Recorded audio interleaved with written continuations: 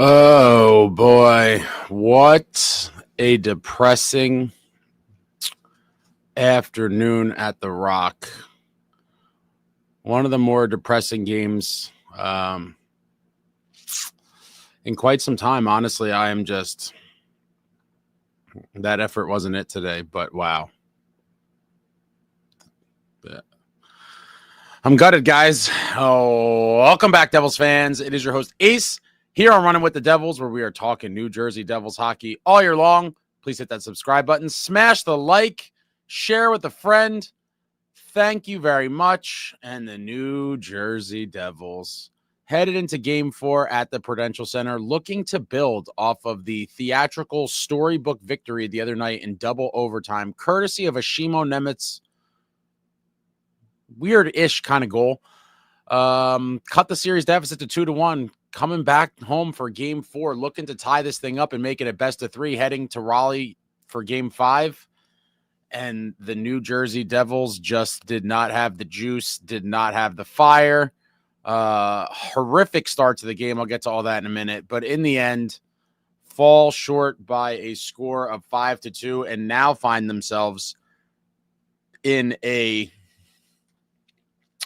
3-1 series deficit, facing elimination in Game 5 in Raleigh Tuesday night in what is now, guys, this is a true must-win, because if you don't win, season's over. And here we are, 3-1 hole. Kudos to the Canes. I don't think they're that good of a team, but they are a better team than the Devils, and they're a battle-tested group, and they know how to win and grind out wins.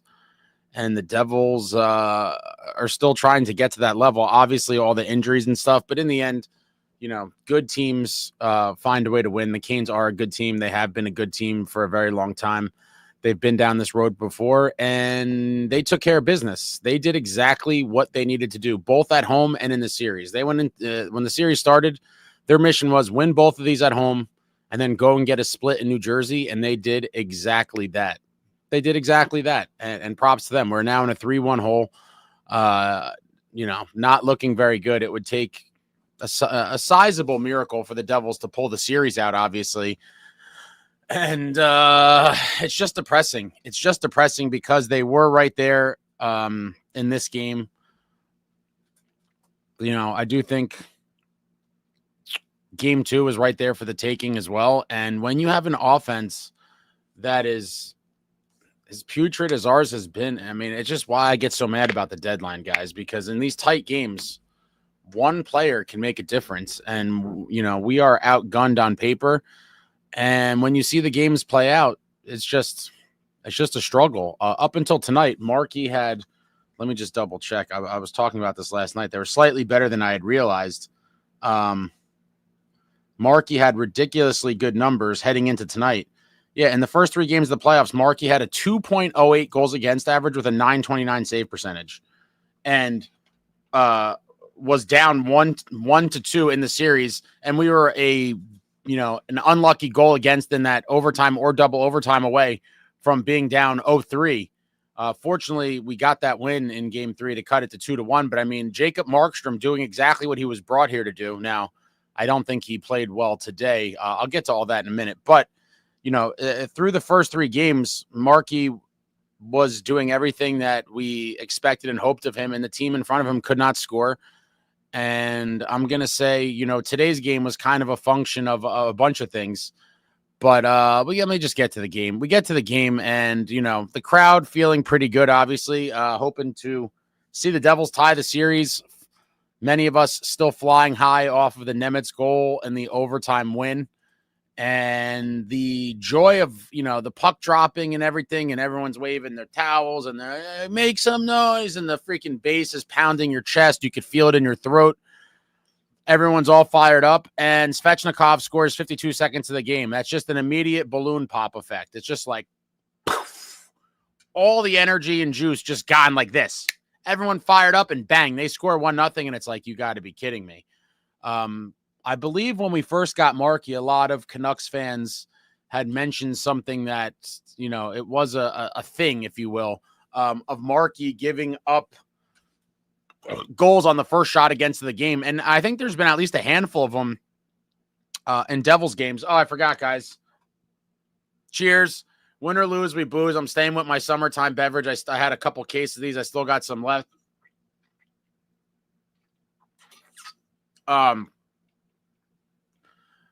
But they had mentioned that that's a thing, that Markey gives up goals on the first shot against often. And I think there was at least a few games this year where that happened, maybe even more than a few. And I think tonight, same thing.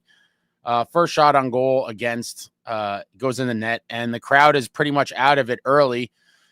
And then Slavin just completely undresses Stefan Nason. I mean, my God, Nason got just completely owned on that play by Slavin. I mean, Slavin's one of the best D-men in the league, so, it's going to happen. But, wow, Slavin takes his lunch money, and then Nason can't recover, and then Slavin buries it at 9:47.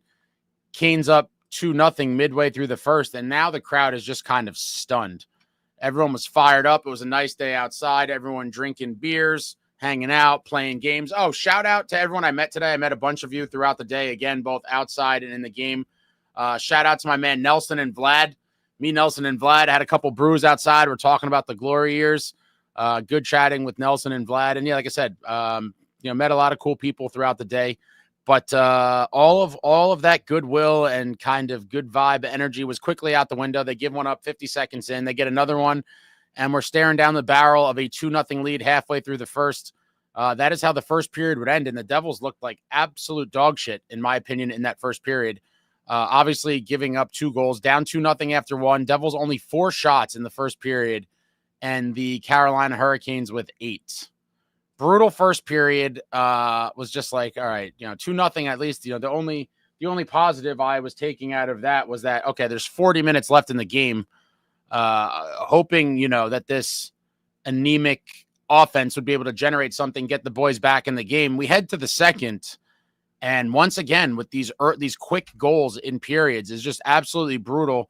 Carryover power play time. Svechnikov strikes again at 42 seconds. And there's millions of people still eating cookies and shit, getting their food and whatever they're doing on the concourse that weren't even back in their seats yet. And before you blink your eye to start the second, we're now down 3-0. People are filing in and they're like, what? And it's like, oh yeah, you missed the start of the period and you missed another goal against. Canes now up 3-0, 42 seconds into the second. And at that point, I thought that it was completely over. I was like, 3-0, we're done. I mean, let's be real. Devils get 1 goal, 4 in each of the first 2 games. So we score 1, and then we scored 3 in game 3, but that took double overtime. And so, when you're down 3-0 this early, again, still nearly 2 full periods to play, but the diagnosis did not feel good for me, knowing that we're going to have to score at least 3 in 39 minutes and change to get to overtime for a chance to win. And it's brutal, but the Devils down 3-0, and then they did fight back. They showed a little fight and teased us all. New Jersey Devils fashion, got to make it a little more interesting before finally caving in. The captain, my captain, Nico Hischier, strikes 2 minutes later at 2:45 from Palat and Meier, his third of the playoffs. Nice little place shot past Freddie, cuts the lead to 3-1, and then the building came to life a little bit. There was signs of life. All right, we're not dead yet. We still got plenty of game. Now we're back to the original 2-goal deficit we started the period with, and now everyone's starting to come alive a little bit. Okay, Nico gave the crowd, something to cheer for, and then I'm not exactly sure. A couple minutes later, after Timo scored, a few minutes later, I guess, Timo kind of gets bumped, goes into Freddie, and makes contact. Freddie goes flying into the net, obviously trying to draw a penalty, stays down like he was dead. Maybe he had learned that move from Marty Necas in their time together before he moved on. But Freddie Anderson laying in the net like he was murdered. No penalty originally called. And then eventually they stopped the play. Freddie's down. Freddie Anderson eventually gets to his feet and skates off, which I was surprised. I mean, listen, Timo's a big boy and he ran into him, but it's like, it wasn't, it didn't seem like anything that crazy to me that would knock you out of a game, but you never know, how, if he landed weird or how he got caught, but it was still, it didn't seem like that big of a collision to me, even on the replay. I could be wrong. I got to see it again, but Timo kind of gets nudged towards him, and, Timo doesn't try to Timo doesn't really make a hard effort to avoid the contact, which I wouldn't either. If you're shoved in there, run the guy over. Love to see it. I love a play like that from Timo. That's a veteran move. A guy shoving you, and you think you're going to get away with it, run his ass over. Timo runs him over. He's injured. He leaves the game. Kochetkov comes into the game cold. The refs say they're reviewing it. And I think I don't know. It was weird the way it all played out because there was no penalty originally. And then I think they actually announced a 5-minute major against a 5-minute major against Timo. And then they reviewed it and they were like, no penalty on the play. So, okay, no penalty. We now have an ice cold Kochetkov. I was hoping that, that could be kind of a momentum swing for the Devils. And it was for a brief period of time. Again, as soon as Kochetkov came in, I was like, fire pucks from everywhere. This guy just came off the bench cold. Just fire shots from everywhere and hope for the best. And a couple minutes, it wasn't long after he came in that Timo did just that from a sharp angle, sweeps one in at 7:34 unassisted. Timo finally breaks through, his first of the playoffs, cuts the lead to 3-2, and that is how the period would end. Devils with 11 shots in that second period, and the Canes with 11 as well. So through 2 periods, Devils with 15 shots on goal, the Canes with 19, and we head to the third period down 3-2 with a replacement goaltender. I'm just peeping at some of these comments.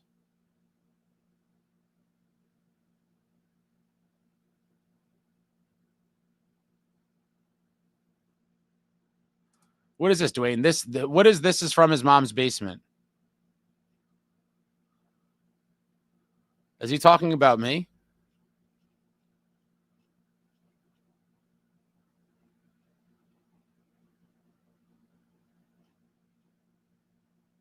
I'm curious what Dwayne's talking about.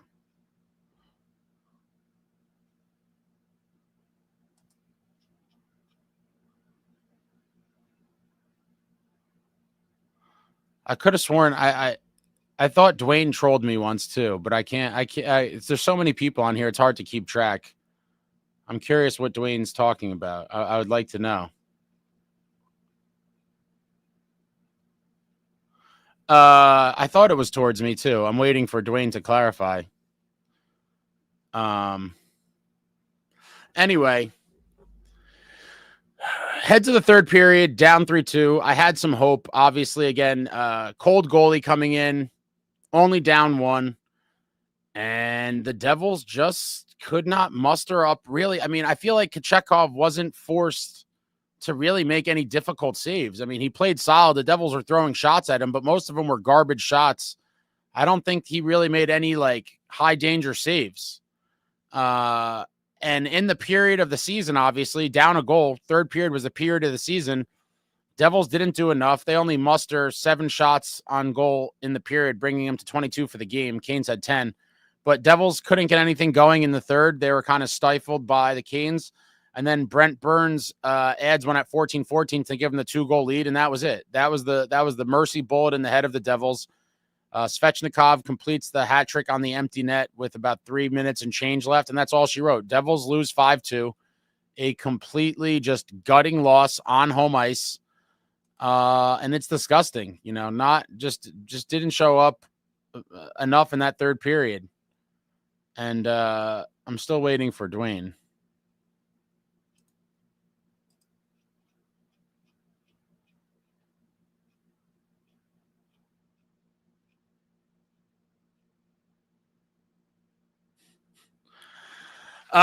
Yeah, so that's it. I mean, listen, they just didn't pour it on enough in the third period. I thought they had to come out with way more urgency, and really push harder than they did. But the reality is the roster is not up to par with the Canes. The Canes have a deeper, better team. The Canes have a deeper team and we're outmatched. So it is what it is, but the team kind of laid down and died, in my opinion. And it's unfortunate. In the biggest period of the season, they didn't do much. And here we are down 3-1 in the series. Let me see something here. I'm going to do the game stats. Game stats. Let me just reload because these often update. Canes, 29 shots on goal. Devils, 22. Canes hammering us in the faceoff circle. It seemed like Nico had a rough day. I might be imagining that, but I just recall a bunch of losses for him. Canes, 58.6% of the faceoffs. Devils, 41.4%. And once again, what do you know? The story of the series, the Devils' special teams absolutely sucking once again. Canes go 1 for 3 on the power play, and the Devils go 0 for 2. I mean, when you look back at this series, outside of game 1, all the other games were super close. Despite, what the final score said, because, late goals and empty nets and whatever. Devils right there in all of the games except for game 1, and the special teams has been god-awful. Canes, 1 for 3 on the power play. Devils go 0 for 2. Canes, 35 hits. Devils, 31. That's not enough hits. The hits have been dropping ever since the first 2 games in Raleigh. They just keep going down and down. Canes, 17 block shots. Devils, 21 block shots. Canes, 9 giveaways. Devils, 15 giveaways. Canes, 5 takeaways. Devils, 3 takeaways. But once again, special teams, absolutely garbage. And when you look back at the series, that's going to be the story of the series to me. Aside from not having the firepower to compete on a regular basis in the NHL, which, again, I'm not going to keep dwelling on the deadline. But, in these tight games, one impact forward could be the difference between a win and a loss in some of these battle games. And, Sprong and Glass just weren't the answers at the deadline. Now, would I mind those additions if that was like the co-main event and it was like we got, a guy like McCann or O'Reilly, and then like the second, and then it was like, and we also got, Glass and Sprong. Great. But the headline edition never came, and that's why I was pounding the table furious that it didn't come, because in the end, while this team is not great, because of Markey and the defense, we were right there in all of these games outside of game 1 in the series, and just one guy could be the difference in any given game, and that's why I was just so frustrated at the deadline, because I had envisioned kind of something along the lines of what we're looking at right now, just losing pretty close warfare games where we struggle to find offense. And here it is in real time, the offense dried up. We can't get it done. And that's it. I mean, when your offense struggles to score 2 goals a game, you're not going to consistently win in this league. We all know that. I do think, I'm not going to say it was a horrible game for Markey, but it was definitely, I'll say, an off game. And had he stood on his head, we could have won. Now, I'm not blaming him for the loss by any stretch, so don't get it confused. I'm not blaming Markey for the loss, but he, along with the rest of the team, just did not play well. That's just, that's just it. And it's disappointing because Markey did play very well in the first 3 games. And the fact that we couldn't pull out that game 2, which was right there for the taking.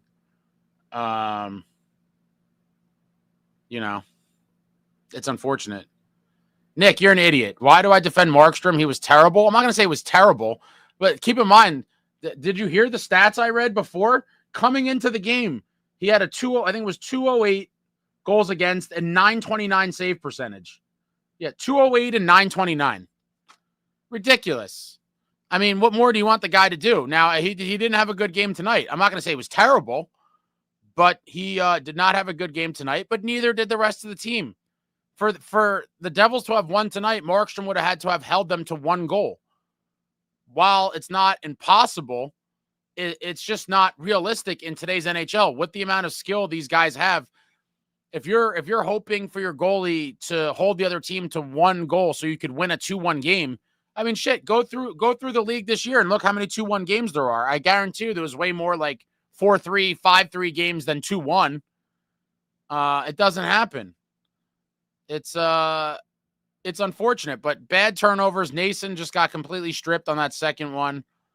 And yeah, it's just super unfortunate, but this is why the entire world picked against the Devils in the series and thought it was going to be a quick series, because in the end, the roster is flawed and we've been playing like it, scored 1 goal, 3 goals, and then 2. So it's at 7 goals in 4 games.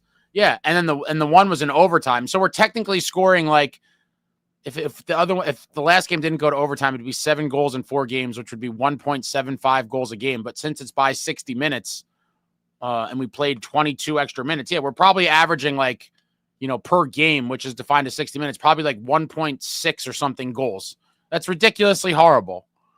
A game. I mean, well under 2 goals a game. You're not winning anything with that. Somehow, some way, I hope they could go to Carolina, extend the series, and send it back to New Jersey for a game 6. But if I'm being realistic, I'm thinking that Carolina's probably going to close it out in the next one. They're very good at home, and they're going to really try to finish it off and not have to go back to New Jersey. All right, I'm going to get to some of these comments now.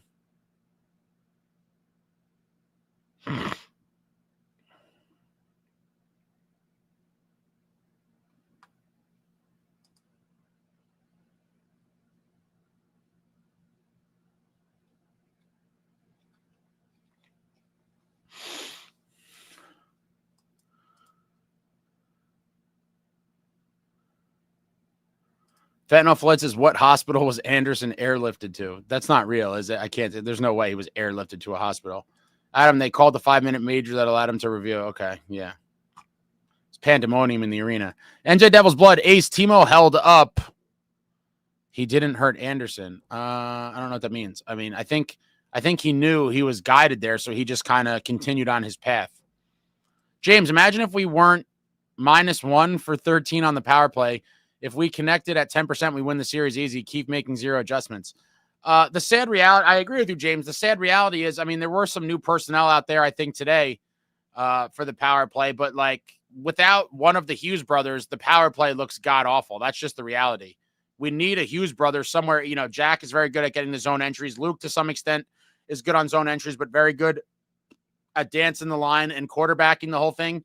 Every power play has just looked like a complete disarray of just sadness. And I just don't know that we have the guys in the lineup for Keefe to actually get it figured out. I mean, what more adjustments do you want?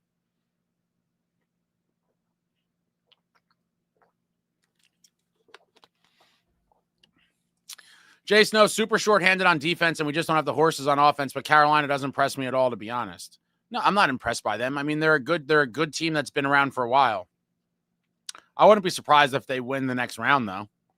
I wouldn't be shocked at all. I mean, they play a very playoff kind of game, low event, try to keep it low scoring, and squeak out wins. And I think, they're very effective at that type of game. Definitely geared for the playoffs, and it would not surprise me if they beat Montreal or Washington in the next round.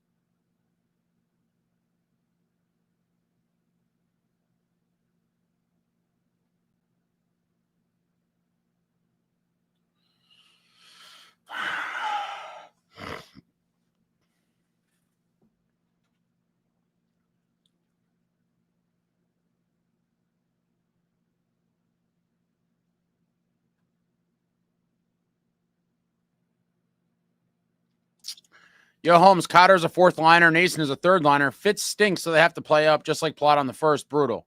Completely agree. Because we don't have a, full NHL caliber offensive group. Guys like Cotter and Nason Palat often are forced to play on a higher line than they should just because we don't really have any other option. And it's sad. It's completely sad. It's gone on all year. And the forward group the whole season was pretty unimpressive. But which is why I really, really was furious at the deadline, because I thought a couple pieces could have really helped. And bringing Gritsuk in, I thought, could have helped as well. I mean, how would a guy like Gritsuk not have been able to help us today? Certainly would have loved to see him out there. For a team that can't score goals. Oh, and before I forget, I will say, now that we're down 3-1, and the goal-scoring drought pretty much continues, at this point, we're on the verge of elimination anyway. Throw Seamus Casey out there at this point. I'll be pissed if he doesn't play.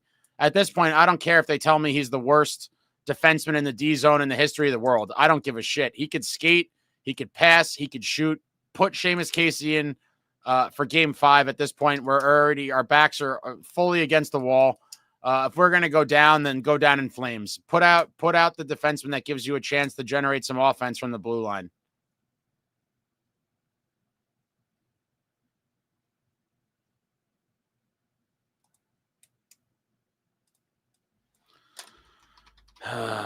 Man, I'm just so bummed out. I am just so bummed out.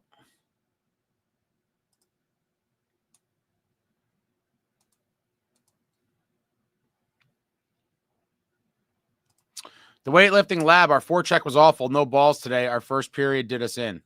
Yeah, giving up 2 goals.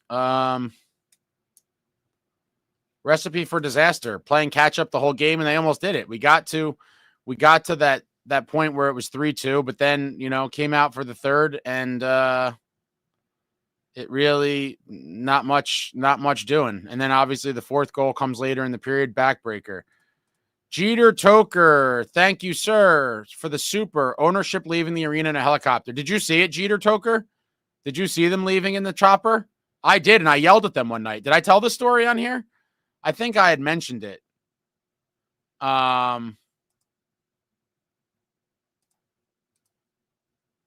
Did you see them? I need to know if you saw them. I saw them by accident. Oh my God, scrolling through these comments.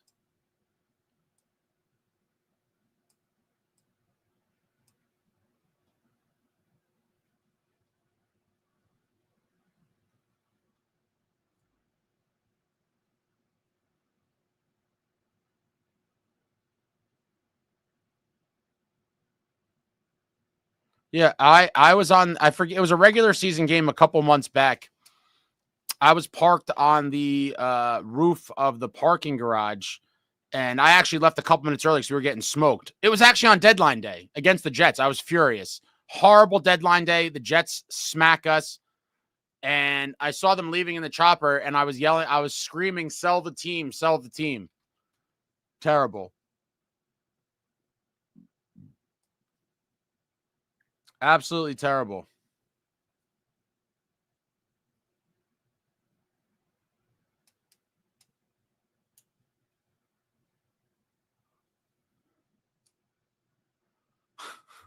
You guys are cursing off Dwayne for me. I love it. Appreciate you guys that have my back. I just see all the people shit talking Dwayne right now. Oh, man, you guys are funny. Doug, Canes did everything they could in the third to stop shots facing Kochetkov. I really thought they were about to light him up after Timo's goal, but the offense died out as per usual this season. Yeah, I agreed, Doug. I thought the same thing. I was like, just keep throwing rubber on him. Hopefully we get a tip, a deflection, whatever it is. He looked a little shaky. But they really, in my opinion, never really got to test him the way that I was hoping we would see. He could have maybe wilted under some constant pressure, but we never got that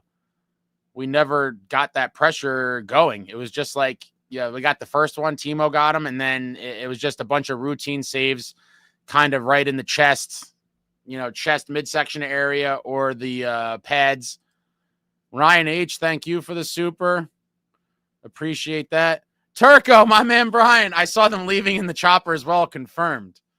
Oh, man. Yeah, I saw them. I forget what game. No, it was the deadline day. I already said, yeah. It was the deadline day game against the Jets. And I was literally screaming, sell the team on the top of my lungs. I have no idea if they heard me or not, but I was so furious that day between the underwhelming deadline, and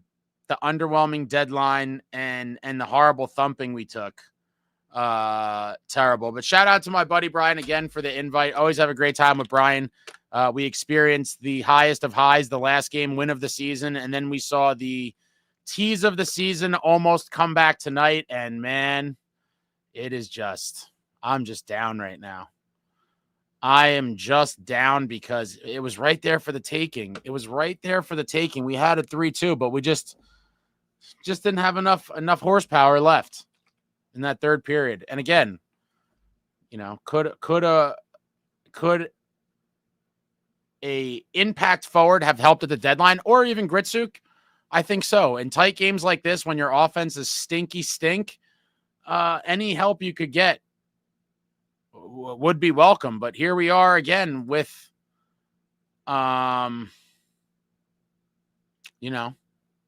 just came up short once again. But thank you, Brian, for everything. As always, I saw them leaving in the chopper. Get to the chopper. Dire Straits, thank you for the super. Lots of trolls in the chat after the game, just letting you know. Some are pretending to be nice, but it's all BS. Yeah, I'm not surprised. I mean, listen, I don't even want to get into it right now, but I've been dealing with a lot. People are trying to get my channel taken down. It's kind of wild. And who knows? Maybe, I don't know.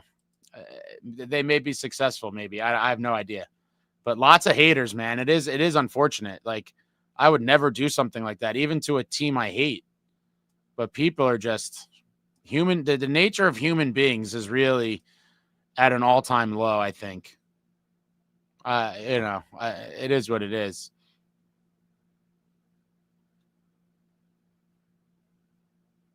But thank you very much, Dyer. And, I can't control what goes on in these chats for the most part, outside of booting people, which you all know I hate to do. SST was booted after literally, he got so many warnings and talked shit to so many people before I booted him. Yeah, it looks like there's a lot of Canes people in here.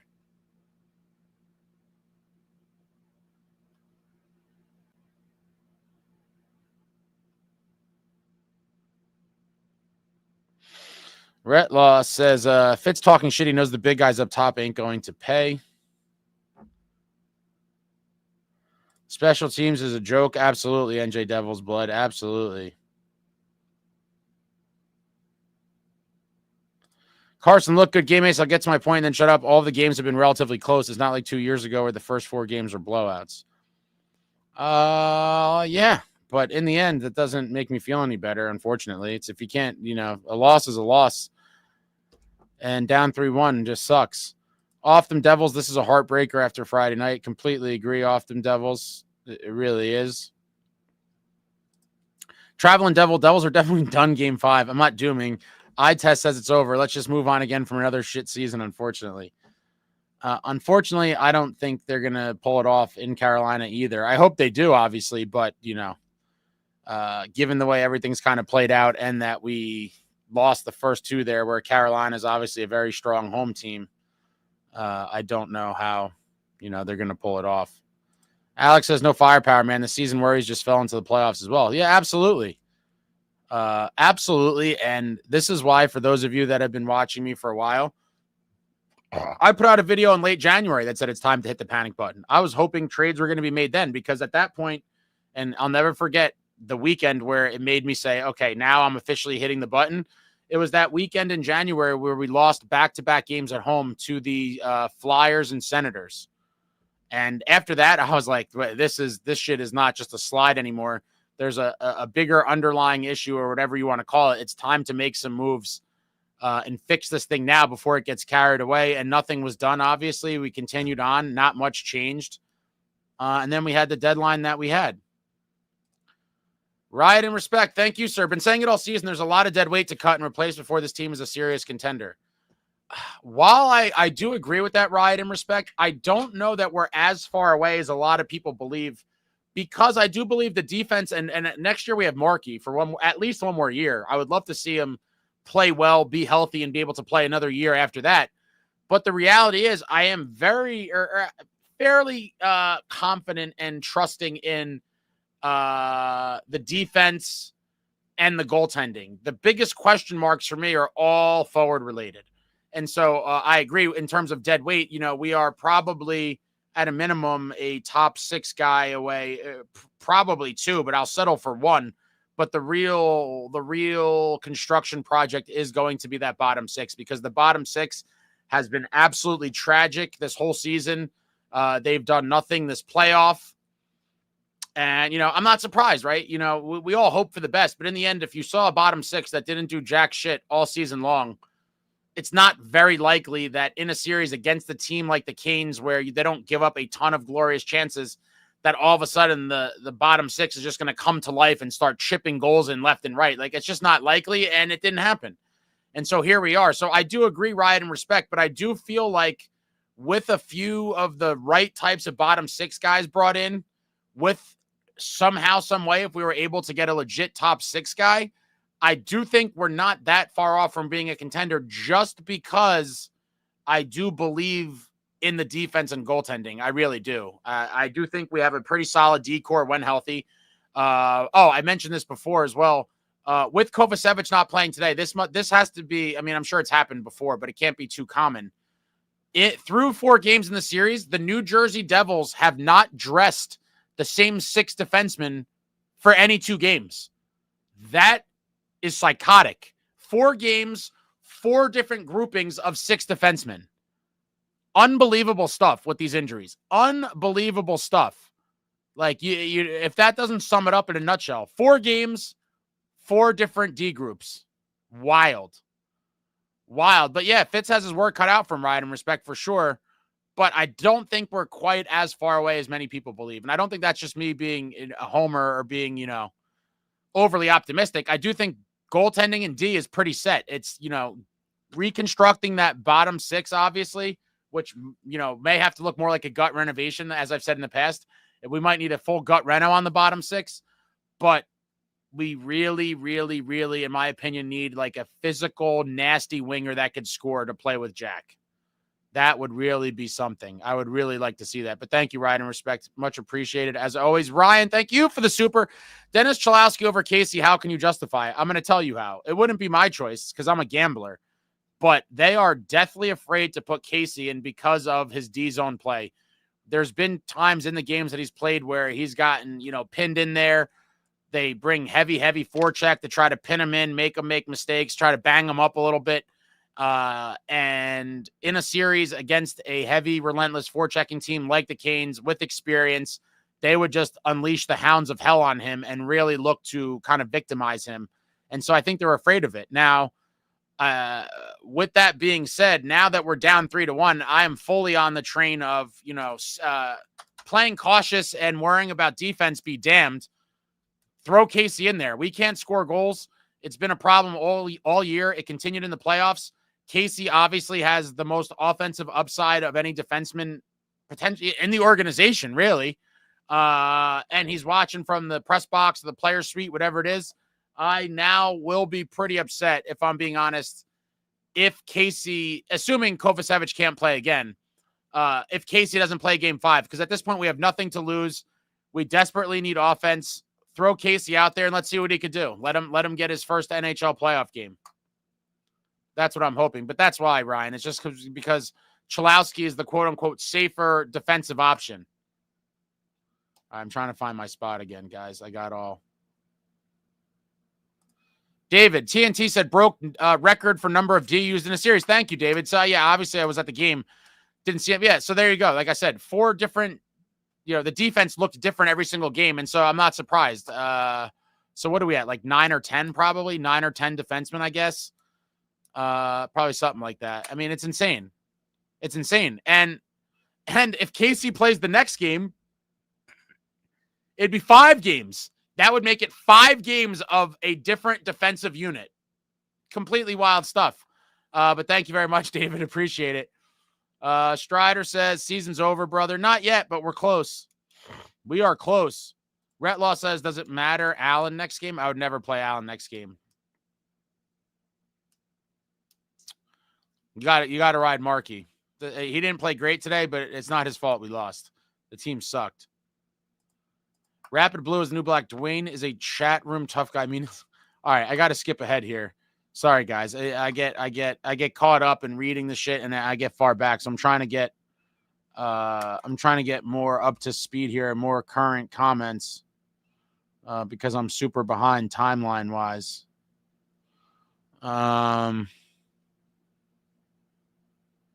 What a game, though. What a tease. What an absolute tease. Devil Dogs, the same exact scenario as 2023, losing game 5 at home to Carolina. Well,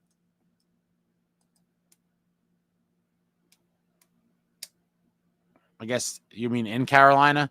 Yeah, I was hoping to avoid it. It did play out the same way the first 3 games. Devils lose both in Carolina, come home down 2-0, win game 3, cut it to 2-1, back at home for game 4, looking to tie it up and cannot. I was at games 3 and 4 against the Canes in 2023. And that game 3 was awesome. The game 4, super painful.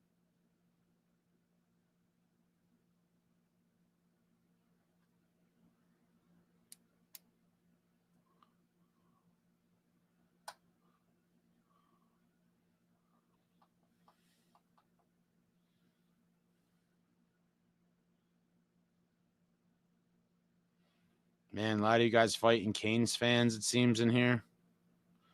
Yo, Holmes says Casey should be suited, play the extra defenseman, rotate the hot hand to the 4th, and double up. I'm not mad at it. Go 7D. I'm not mad at it at all. Just double shift Timo, Brad, or Nico, whoever, and see how it goes. I mean, at this point, we have nothing to lose. Brian says, Ace, our team is almost unrecognizable with all the injuries. We are clearly overmatched, and I'm not shocked by the way things were going. We don't have the manpower to. But despite all of that, despite all of those things, we were right there in all of the games except game 1. Like, it was right there. And so it just will forever piss me off that we couldn't get a real boost at the deadline because just one guy could be, I'm not saying it is or it's a guarantee, but one guy could be the difference in these tight playoff games. And especially with the team, the way they were all year, struggling to find offense, one more forward that could produce offense would have been awesome to have. Even Gritsuk, right? I mean, the thing that drives me the craziest, and I hate to keep talking about this, the thing that drives me the craziest is on deadline day, Fitz talked about trying to bring Gritsuk over, which infuriated me at the time because he's talking about that on deadline day as if that has something to do with deadline day. And it's like, you should be doing that regardless of what happens on deadline day. But I think he knew his deadline day sucked. So he was just kind of used that as a diversion, like, oh, but I'm trying to get Gritsuk over here. And then he didn't even do that. Like, why did he even mention that on deadline day? I'm just so fed up with the organization.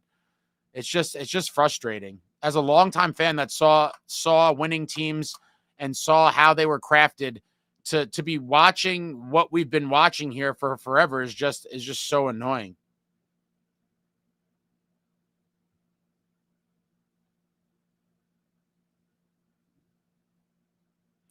Honest Llama says, the waste of a season falls on Fitz. I agree. You're not going to get a disagreement from me there, Honest Llama. Great offseason, tragic in season. Sound the Siren, a Carolina Hurricanes fan cast. Yeah, why aren't all the Hurricanes fans on this channel? Is this a channel? What is this? Let me look this up.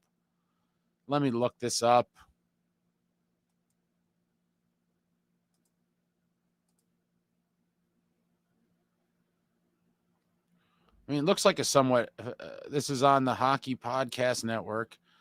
Sound the Siren, why are you not live now? Why are you in here?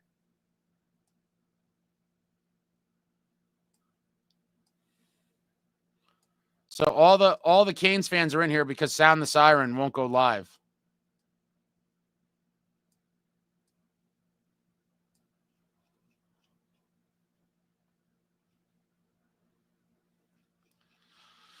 All right, I'm trying to catch up here. Hold on.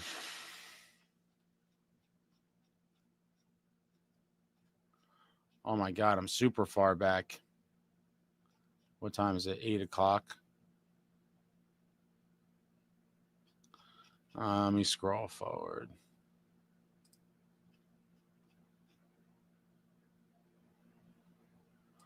Ryan, thank you for the super. Valaket says game looked like a mid-January game. As in Steve Valaket? Where was he on? Was he on the broadcast? Fuck Steve Valaket. Instagram hockey. Oh man, I'll be forever thankful for Instagram hockey. He gave us Instagram hockey. It'll live in infamy forever. Steve Valaket, you joker. And then to watch PK just barbecue him and cook him up after that for that horrible take. The Devils just didn't play with enough urgency, and it didn't look like they wanted to win. It's unfortunate. It is what it is. Now, a true must-win game. Game 5. But thank you, Ryan. Relance, thank you for the super. From the second goal to end to the end of the third period, the end Geez, Lance, help me out here, Lance. I'm depressed enough, and I'm sitting here trying to decipher from the second goal to the end of the period. We had one shot on goal, no response, and no effort was unacceptable. You do a great job, Ace. Thanks a lot, Lance. I appreciate that. Yeah, I mean, we not nearly enough was done after we got the second goal. I thought we were going to be like pit bulls, just salivating all over the crease, really trying to test Kochetkov, maybe try to get him moved laterally, just anything. Throw shots on net, crash the crease, but it looked like they were just not interested. And it's unfortunate because I thought the game was right there. To cut it to 3-2 with a whole third period ahead of you, I was optimistic at that point. I was optimistic.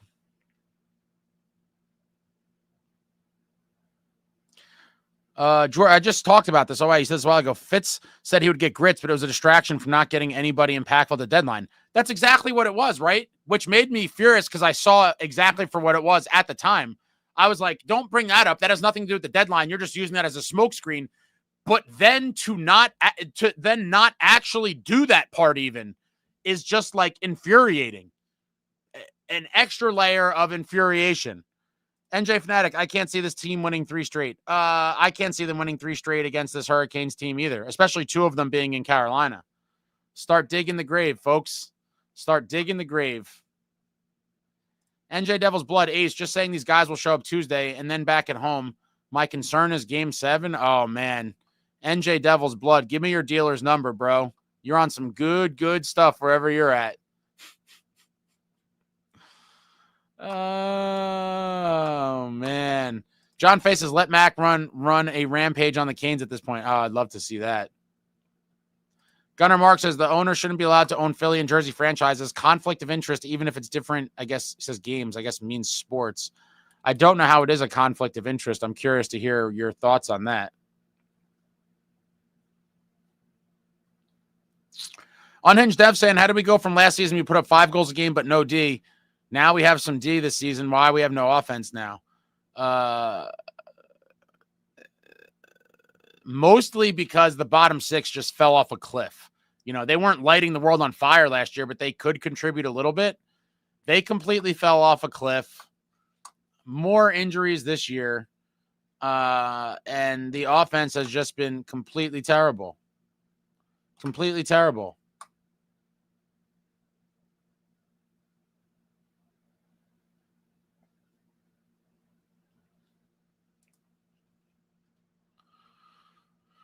David, oh boy, David, David, you're trying to get me worked up, David, aren't you? Thank you for the super. Demidov just assisted a what's GTG? Oh, game tying goal. Okay, assisted on a game tying goal. Loser Fitz, no Gritzy. Yeah, you're getting me worked up, David. You're gonna really get me worked up. It's infuriating. It's completely infuriating. But thank you, David, for making my blood boil even more than it already was. It is just maddening to see.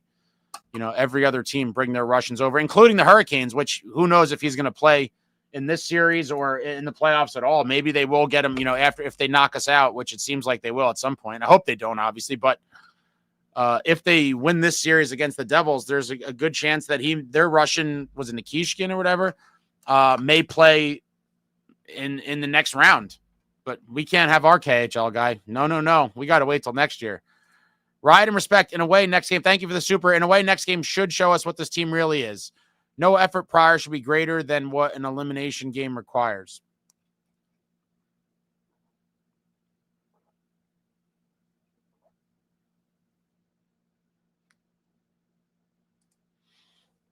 But here's the thing, ride and respect.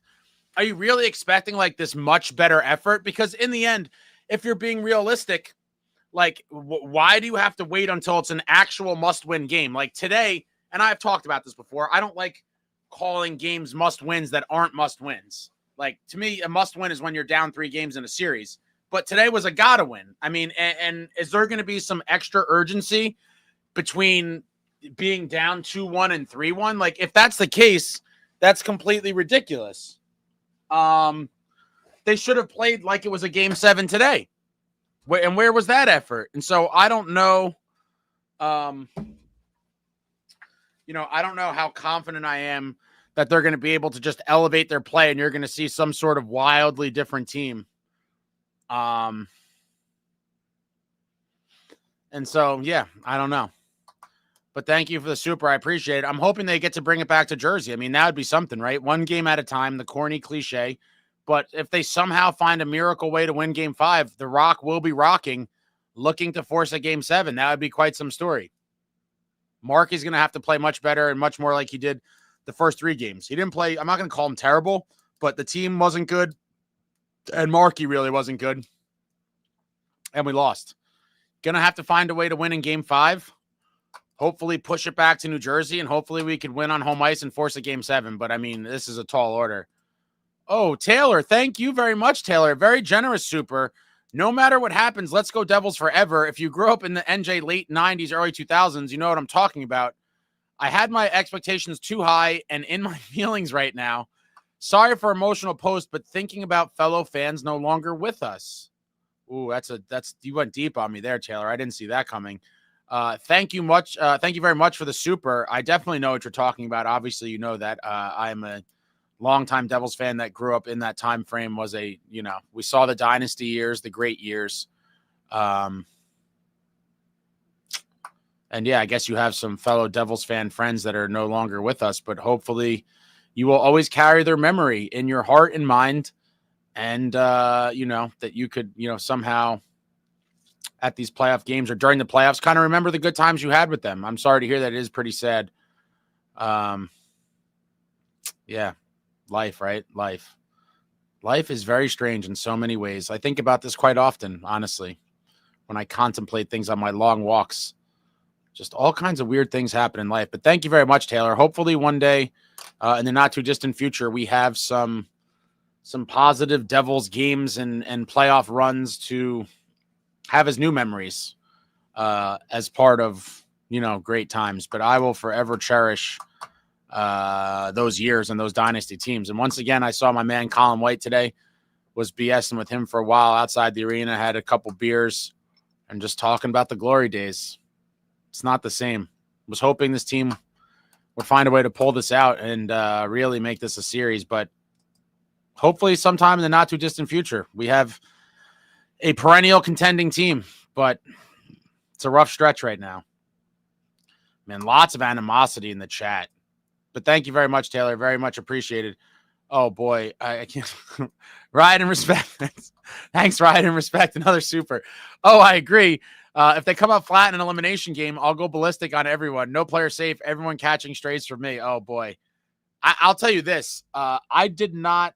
I guess I had the chat. So I had this channel during our 23 playoff run, but I wasn't making videos that I appeared in or doing any lives. It was strictly videos that I was taking at the game.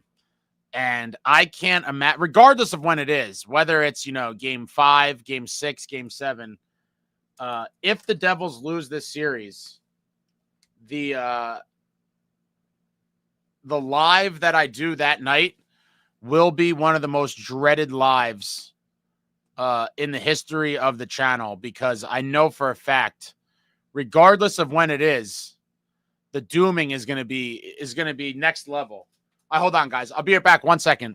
I gotta just put my phone on the charger on the other side of the room. I'll be back. 1 second.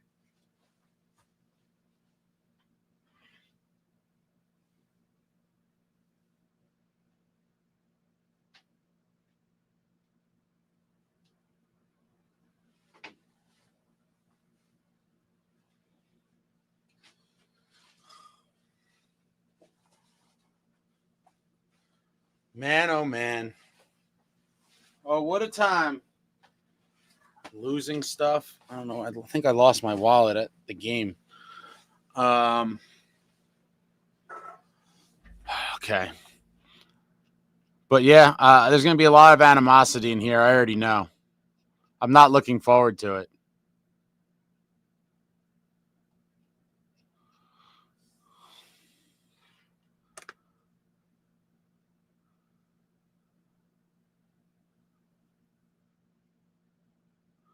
Noel says, hey, Ace, said I didn't come early to hang. Wanted to meet that crowd before the game and say what up to you. But But serious question, call me crazy, but can we have like a special invite or way for this?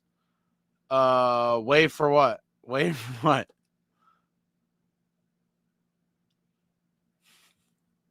You guys are fighting. Oh, Brian's got jokes. He said, Ace, I received an email from Devils management. They want me to thank you for leaving enough ice cream for the rest of the fans. What a jerk off. Brian's a funny guy.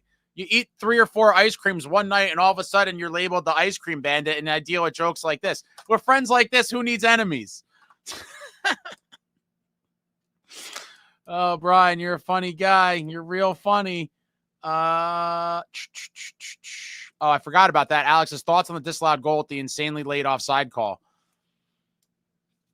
I wanted to rewatch that on TV as well. I couldn't tell. I mean, I feel like the whistle definitely blew before he shot the puck.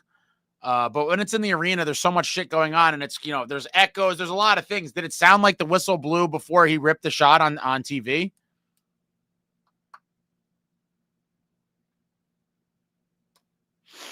Razorblade Popsicle says, even if we made a comeback, what would our chances even be against potential Caps round 2 and Florida round 3? I'll tell you this. If we somehow beat this Canes team, I truly believe the sky would be the limit, because the team would be battle-tested one way or another. And now if they do somehow beat the Canes, it would be a miracle now, because now the story, coming back from a 3-1 series deficit, shout out to the 2000 New Jersey Devils who did just that in the Eastern Conference Finals against a very, very damn good Philadelphia Flyers team. But if they were able to pull that off, I do believe that confidence and experience would kind of carry them. And at that point, they'd be capable of potentially beating anybody. And so if they got out of the series, I would like our chances against the Caps a lot. I thought we matched up better against the Caps than the Canes, regardless. And regardless of where, how good of a regular season the Caps had, if someone said to me in the first round, you could pick who the Devils play, either Canes or Caps, I would have picked the Caps. And there's obviously the thing that,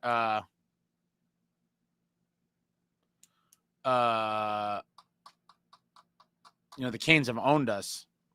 Celluloid, while it was an exciting win, I've learned to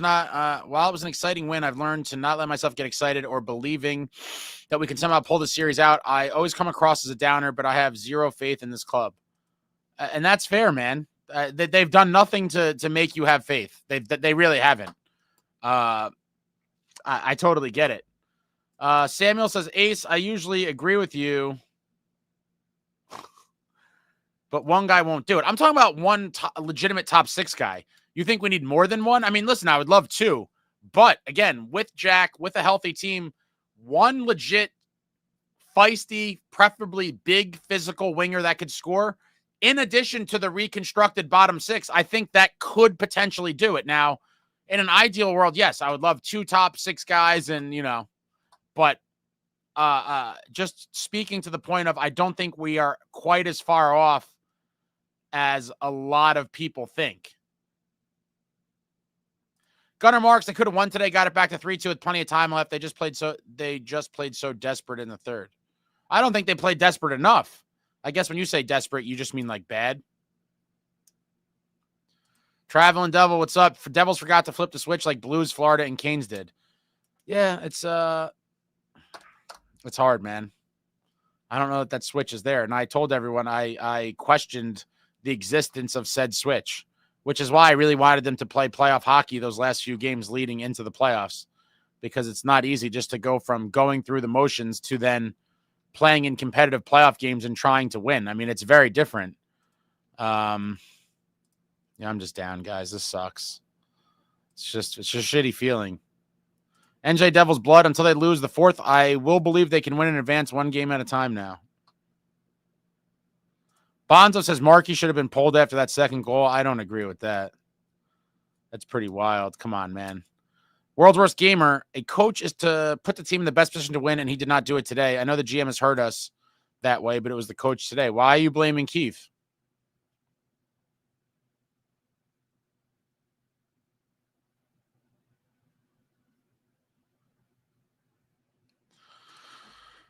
George says Fitz knew that we needed more talent and did not spend the money and set this team up to lose. To some extent, yes. BC, Fitz is full of crap. He'll do nothing this offseason because it'll save the 2 misers money. I love BC always uses the word miser, which is great. It's just, I feel like it's such an old school word, and it's just so funny and true. And true. SJ, Canes don't look too great versus a beat up team. I agree, but I don't know that they're not looking for style points. They're just looking for wins. I got to respect it. They might not be the prettiest of wins, but they're wins nonetheless. And they got a 3-1 lead right now. So, I can't look great or not. A 3-1 win looks pretty damn great to me. And if I was a Canes fan, I'd be ecstatic right now. Fentanyl Floyd, Canes channels, crickets. I guess they don't have a lot of channels. There was someone in here that had a Canes channel before. And I'm like, why are you not live? Why are you in my chat?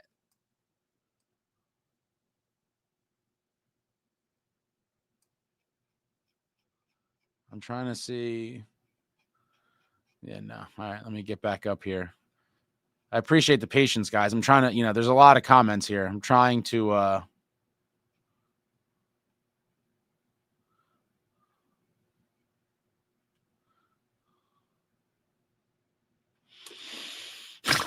the misers.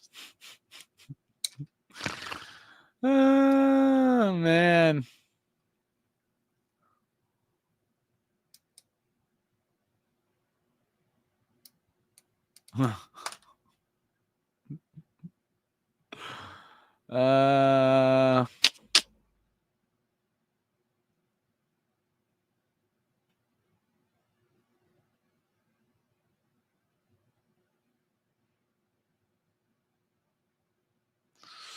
Carson, sound the siren should go live so the Devils and Rangers fans can go troll him, her, it. NJ Devils Blood, Canes going nowhere in the end, but do want to bet them.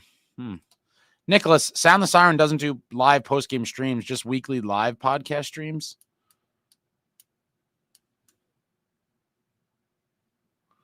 All right. I mean, if it's not their thing, but I also didn't do live streams, and then I just decided, why not do them?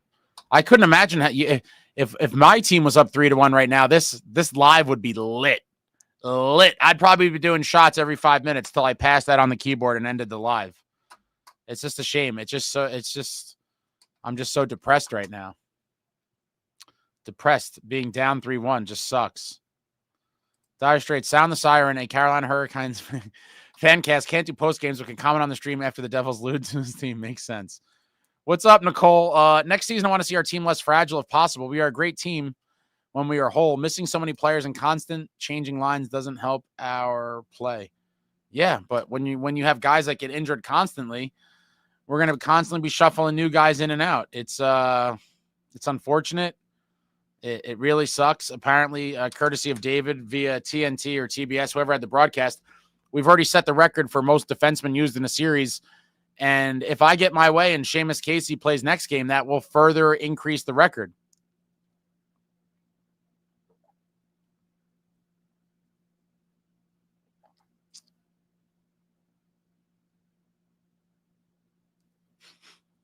Man, the negativity is high today. Shit. I knew it would be. Stanley, Fitzgerald sucks. Dreadful GM who never deserved the job in the first place. He absolutely sucks. Yo, Stanley, can you be real with me, man? Tell me how you really feel about Fitz. Nicole, also Hughes scores goals, which is great, but we need to be able to score more consistently without him too. Of course. But even with him, there was tons of games where the offense just looked out of whack. It's just a lot. It's a lot to process. It's another year plagued by injuries. This playoffs has been injury plagued. It seems like Luke could be done for the year and possibly, the year could only be one more game anyway, but Dilly, we just can't stay healthy, and it's brutal. George, we had 3 shots on goal in the first 2 minutes, then nothing for more than 10 minutes, not ready to win. Yeah, not nearly enough. I thought if we kept peppering Kochetkov, good things could have happened, but it just felt to me like all the shots we got off on him were kind of garbage shots, which I'm all for. Don't get me wrong. Against a guy coming in cold like that, I want them to shoot from anywhere possible and just bring the shots up on him and look to create chances. But at some point, you have to generate some quality ones. And I just feel like throughout the game, since he came in, there was really no big time save that he was forced to make. They were all very routine kind of whatever saves. Shoots, nice depressing 4-hour ride home. Send help. Oh, that's brutal, bro. 4 hours. Mary V, what's up? Great meeting you tonight, Ace, even though the outcome wasn't what we wanted. Awesome meeting you, Mary. Glad to chat a little bit on the plaza there. And unfortunately, we all went home disappointed as the New Jersey Devils just could not get it done tonight. And here we are now in a bad way, down 3-1 in the series, and it really sucks. A win today would have changed everything. Carson says NJ Devil's Blood is definitely buying some great stuff from the cartel. Brandon, what's going on? This team could barely win 3 games in a row during the regular season with a fully healthy roster, but stranger things have happened. It is true. We did have what? Like, I think we had like maybe 4 3-game winning streaks, maybe? I only remember because of how many times I was like, is this going to be the time we get the 4-game winning streak that we haven't had in over 2 years? But nope. Nope. Fentanyl Floyd, definitely need a new GM if this franchise ever wants to take that next step. Can't say I disagree. Devil Heaven 77, no emergency, grit signs, ELC, no rush. I don't know if you're being sarcastic or not. Meadowlander, what's going on? In the postgame, Corey Schneider described our mistake-prone first period as too cute. I'm so effing sick of hearing this. This is the NHL, not some no-contact tourney in Europe. Fix this core. I would like some rough, rugged American and Canadian boys, if I'm being honest. But it's just such a different world now. Like, these guys are kind of few and far between. It's brutal. Cody Skills, with no Hughes brothers, no one is here to drive the power plays. Completely agree. Having one of them for power plays would be huge. And without them, it's a complete disaster. Complete disaster. Ryan H., no faith in the offseason changes either with this group of owners and GM. The only reason I have somewhat hope is because I do think that Fitz had a great summer last summer. But the issue is that's not when you really, I mean, you could build a foundation or kind of mold your team kind of heavily in the offseason. But in the end, championship caliber GMs building championship caliber teams make tweaks in the season. And no one was better at it than Lou Lamoriello for all those years with the Dynasty Devils. He made countless trades, some of them super early in the season, some at the deadline, but there's tons of trades where you look at them and years that they went on to win the cup. And you look back and you're like, had Lou not done that, we may not have won the cup. Early in 2000, he traded Brian Ralston, a very promising young good forward, to Colorado to bring Claude Lemieux back to the Devils. And Claude was there for the 2000 Cup. Later on in that season, he traded for Mogilny, a huge piece of that team. In 2003, he had this, or 2000 was 2002. I'm trying to think what year that was. The other trade I'm thinking of.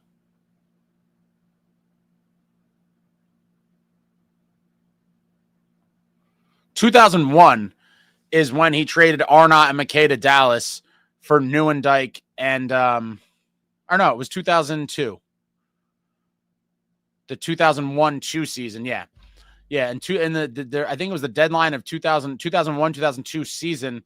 Arnott and McKay to Dallas, Neuendijk, Langenbrunner come to New Jersey, and they were a big piece of that 2003 Cup-winning team. And Jamie Langenbrunner had a monster playoff alone. And there's always trades. Even in 95, Lou brought in Sean Chambers. I think Neil Broughton also. I mean, there's just, when you look back at teams that win cups, a lot of them, whether it's, the Devils or other teams, there's a lot of moves that usually get made during the year that kind of give the team the extra boost.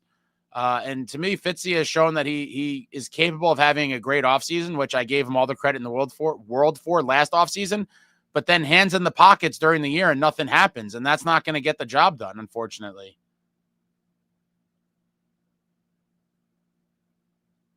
NJ Fanatic says there are a ton of Canes trolls on this chat. Carson said there's 4 Canes fans out of 192.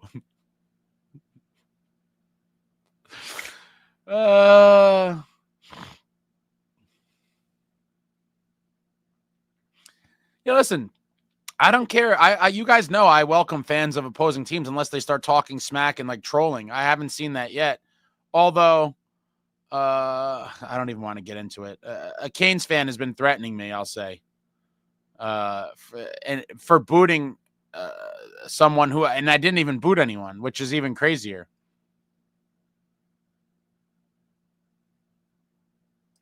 Carson, Ace will likely accept us if we're not being total asses. Carson, I accepted you a long time ago, bro. Yo, why don't you tell your friend Judy to chill out? Judy making all kinds of wild threats, Carson. You've been here.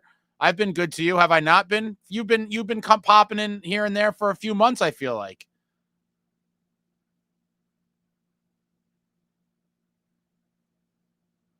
George, this game was about hunger to continue in the playoffs, and their urgency was not there. Players know that Fitz and the organization did not set this team up to win. Completely agree. And I said that at the deadline, too. The players aren't dumb. They know what they see what other teams do, and they saw what the Devils did. At the deadline, they did nothing substantial. It is what it is. Let's just hope those types of things don't cost us Nico Hischier, because that's my biggest fear. My biggest fear. World's worst gamer for sure. Was The Rock pathetic today as in the fans? I'm not going to say pathetic, but my bar for a crazy, I've been to games where the crowd was crazy back in the day. I think people nowadays are like, oh, the crowd was excellent. They're just like comparing it to a regular season game, which obviously the playoff crowd is more intense than a regular season game. But like, what does that really mean in the end? Like, it really means nothing, because what are we talking about? That's a pretty low bar. Natural Canopy, love all of you guys. Win or lose, we booze. Win or lose, we are all Devils fans. Yeah. And sometimes it's painful. Fentanyl Floyd says, bet the Canes in game 5, easiest money you'll ever make. What a slime, Fentanyl. Why you got to do us like that?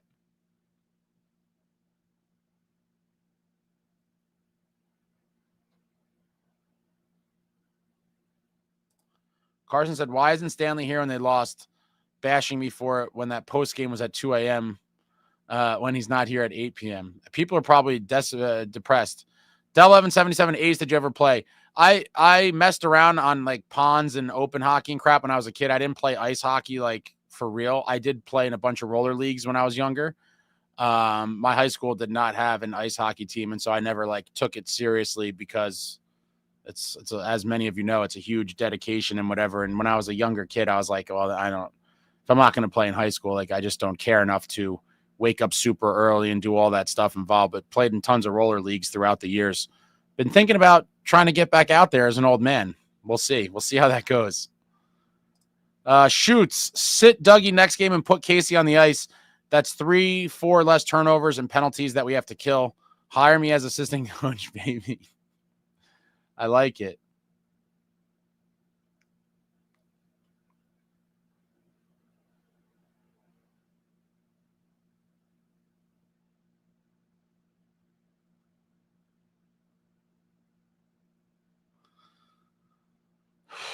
Brandon says, I actually disagree. I don't think there'll be that much dooming. What's there to doom about? We all know this team is shit. You guys are terrible. Man.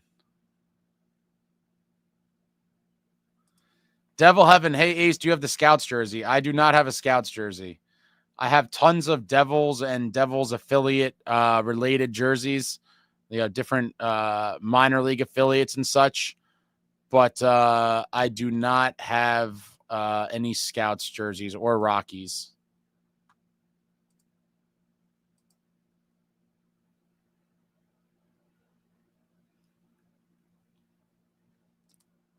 Yeah, I hope I didn't lose it either. I think I may have thrown it down when I ran in here. Oh, man. I was able to escape the parking lot much easier today because I actually jogged. Sometimes I jog to the car. I mean, I told you guys last time, I don't like to, a lot of times I will get overly aggressive and kind of just plow my way through crowds. But I got outside pretty quick today and was able to jog to the car and escape the parking lot disaster before it got crazy.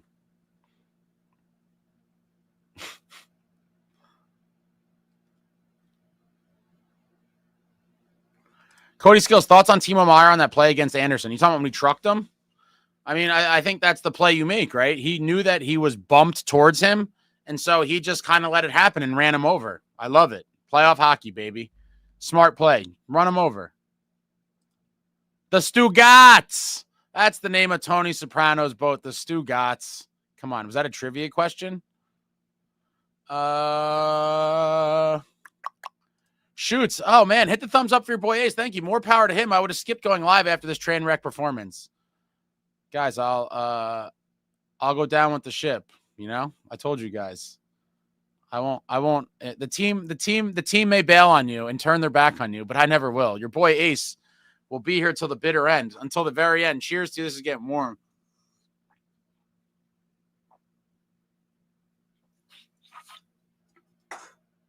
I'll be here till the bitter end, which unfortunately may be coming soon. I fell behind a lot again. Sorry, guys. You guys type a lot of shit, man. It's hard to keep up. I'm trying. Pride and respect. Aiden Nason was 20,000 feet off sides. Not even Mrs. Fields could get us that third goal. Fourth goal from Carolina made my stomach drop. Still going to root until my team for the very end. I'm right with you. Chico, there he is. I'm still going down with the ship. At least the ship is sinking in the playoffs again. Fitz has a lot of work to do in the offseason regarding the bottom six. Completely agree. At least it's a playoff sinking ship and not a regular season variety. Michael, I was there today, getting down 3-0. Hard to come back given the horses we had on the ice today, and power play has been very terrible. And also refs were terrible today as well, but they were all season. Yeah. Yeah. Wild. Let's go Devils 95, 2000, 2003. Ace, I know the season isn't over yet, but any specific guys you have interest in getting in the offseason? I haven't even gotten there on my brain yet, honestly. I'll probably make a video about like guys I would like to see. I'll probably have them categorized in two lists, like somewhat realistic and then just like probably pipe dream stuff. But the reality is we're not going to have a ton of cap space. Luke's about to get paid. So unless we trade out significant salary, I think a lot of people are going to be disappointed and underwhelmed with the types of players we bring in, because it's just going to be kind of bottom six swap out, if you will. So, it's nice to dream and want. It's nice to want. I remember that's one of the things I always remember my father would say to me when I was a kid, when me and my brother would be like, we want whatever. And he'd be like, what's it like to want? We're like, what a dick. But I mean, that's how I feel like right now. What is it like to want? I want a lot of players, but most of them are not going to be realistic. I'll probably make the video anyway. As like, but I will fully spell out that like I don't believe any of this is realistic. So people don't think like, oh, Ace said we should get this guy and that guy. I'm not, I'm just going to dream out loud. Robert said, Ace, you're an idiot. Dwayne is messing with you. Is he? I don't even know anymore. At this point, I've been just taking shanks from people from all different, from our fan base, from other fan bases, people threatening me. At this point, I can't tell what's a joke and what's not anymore, unfortunately. And then obviously the element of it being in text, is another layer of kind of uncertainty. And so at this point, I'm just like defensive 24/7 now. Chico, game 5, win or lose, there's no tomorrow. So go to fucking war. Don't let them breathe. Completely agree. And I want to see Casey out there at this point. We have nothing to lose. I don't care if he gets his skull bashed in the D zone. You put that kid out there and let's see what he could do. We desperately need offense, so let's see what we got. World's worst gamer for sure. If we trade these glass players, who do we trade Jack Hughes to and what for? They're not going to trade Jack Hughes. I've said this a million times over and over again. It's just such a ridiculous notion for people to think we're going to trade Jack Hughes that I'm not even going to waste time talking about it, because it's literally not happening. Chico, the bar is so high for Markey that when he's just good, people think it's his fault. So sure, he should have had one of those goals, but the Devils didn't play in the first period. Yeah, I agree. I think that's kind of a nice summary of it. Yeah, it's terrible.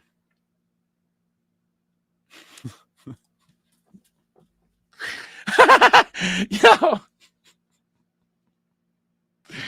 Oh, man, you cracked me up, Steven. We might lose this series, but at least we never named another man Skyler in reference to Coach Rod Brindamore's son. I was shocked because knowing how Rod Brindamore is too, like clearly his wife was the one kind of behind that, and he just didn't fight hard enough against it. Shame on you, Rod. I expected more from you for your for your seed, but he let his wife get her way, and she picks Skyler. Oh, man.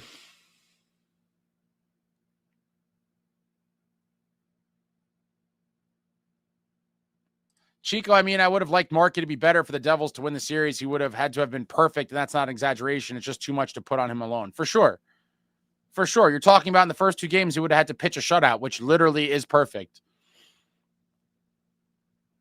John Woodson, the Game 3 win was as much of a fluke as was the 22-23 season. Looks like my Canes in 5 prediction is spot on. There he is, Woodson. Right on cue. I knew he'd come in after the next loss.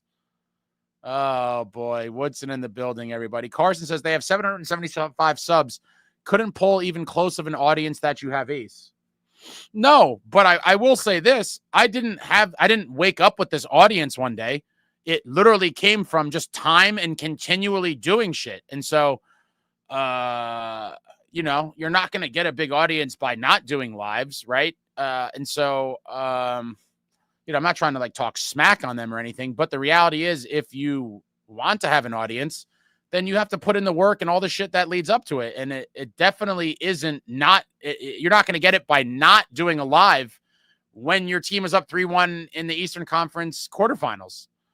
And so I totally get what you're saying, but I think, if they have the capability to do it, they should definitely go live. That's how you build an audience. My audience has slowly been built up over time. It doesn't happen overnight. You got to put in that work. Got to put in the work. B, next year we add a healthy Jack Gritsuk and hopefully a legit 3C to play with Halla and Mercer with Cotter. Line is our 4th line. Then we'll be cooking with gas.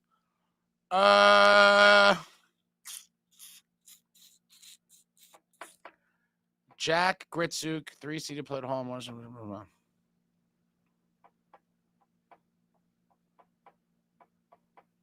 I think you're going to see Cody Glass, B, as possibly the 3rd line center for next year. I think it's possible.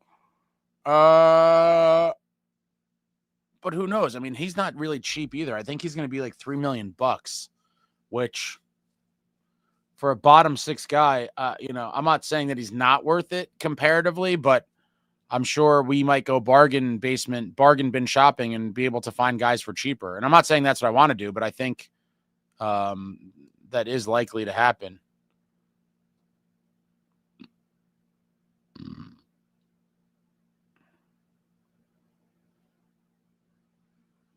Dire Straight says, even Biz trolled the Devils fans about the Timo play. I mean, what is there to troll? That's what smart players in the league would do. You get nudged and you're on the trajectory to nail the goalie. Nail the goalie. What'd you want him to do? Try to dive out of the way and run into the post or something? Like, it is what it is. Yeah, there's no point in injuring yourself. Like, sometimes you just got to say, well, this guy's going to get bowled over. Comes the territory. Nick says, nothing is going to change. We are going to be strapped with cash when Luke gets paid and will be a weak, fragile fringe team for the future, but future's bright. Right. I don't know if you're trying to smack talk me, Nick, but I say the future's bright as a sarcastic joke constantly because I've told people time and time again, they've been pitching this shit for a decade. And so I joke about the future's bright. That's like a joke for me. Chico, I think you have to put Casey in for game 4. He can't be defensively worse than Chow Wow, and the experience would be good for him, in my opinion. I'm all in on Seamus for game 5 now, for sure.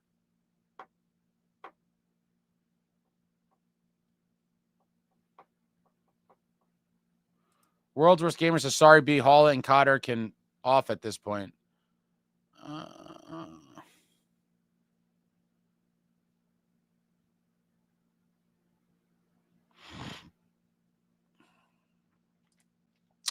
Lance, Casey needs to play game 5. What we really need is his puck moving skills. We're getting hemmed in our zones shift after shift. Yeah, he brings a lot. I would love to see it, especially now that we're done down 3-1. But at this point, I'm not surprised. I hope he gets his chance. We have nothing to lose. Woodson says our injuries aren't luck. It's called our players are boys against men. Devil having goalie change should have been the breaking point for sure. And we got the quick one. Timo got the quick one, but we didn't get to test him enough after that. That was the problem. Just kind of bullshit kind of shots. Nothing like really, I wanted to, maybe a couple nice passes across, get him moving laterally and really kind of get him rattled a little bit, but it never happened.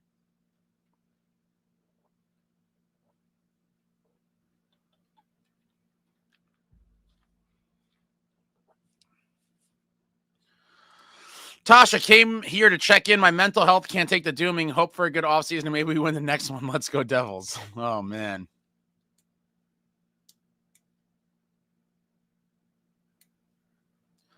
Sal S., what does this team need to be a true contender this offseason?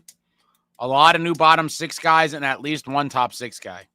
It could be too much to do in one offseason. I hope not, but you never know. George Shannon, Canes are a good team with players that can win in the playoffs. For 6 years, they have won in the first round. They are built for playoffs. We are not ready. Yeah, I've said time and time again, they are a battle-tested group that has been there before with a very good head coach. They know how to get it done. Simple as that. They've been down this road before. They have plenty of vets, and they have guys that aren't going to accept bullshit in the locker room. Lots of wily veterans. So, you know, their game is ready for the playoffs. Stanley, the irony of the weightlifting lab saying we're not far off. If only our star player would do such a thing.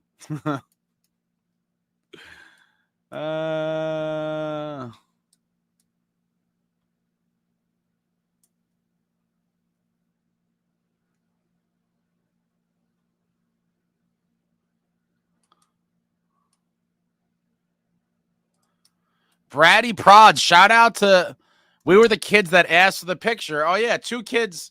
I guess it was Braddy Prods asked for a photo when I was on the plaza. Shout out to you guys. Man, young kids know how to use so much technology now. It's just so crazy. I mean, I was like technologically proficient at however old. Braddy Prods, what are you, like 10 years old, my man? Kind of young. Had his own iPhone, by the way. Oh, man, kids these days, it's wild. But, yeah, I guess there was nothing like this when I was that age. I was playing Sega Game Gear and Game Boy. But shout out to you, Braddy Prods. It's a shame that you could not witness a victory today. It's very unfortunate. I was hoping we were all going to see a win. Dire Straits said Larry Brooks gave Lewis flowers today in the NY Post. Oh, thanks for the heads up. I'm gonna have to definitely find that. I mean, how can you not give Lewis flowers? The guy's a legend.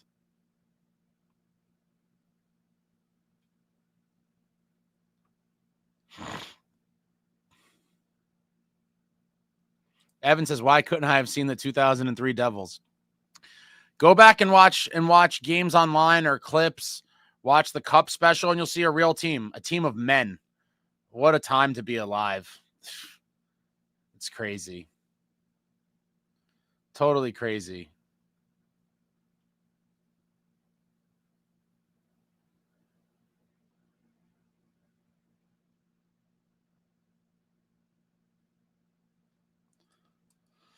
This team won't get anywhere unless the Band-Aid prone players are replaced with soldiers. Well, I don't know who you mean specifically, but we have a lot of injury-prone players, unfortunately. I mean, listen, the reality is we have like 4 guys that were hurt last year and this year, both. I mean, it's wild.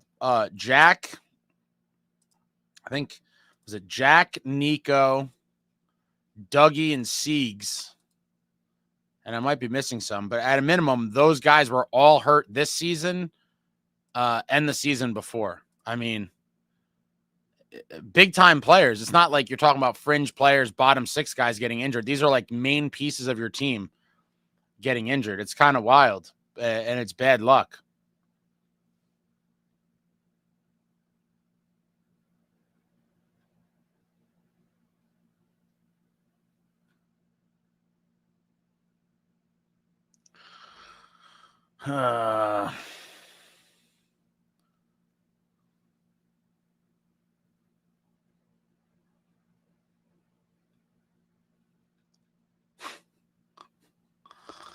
Oh yeah, threats. We get threats all the time.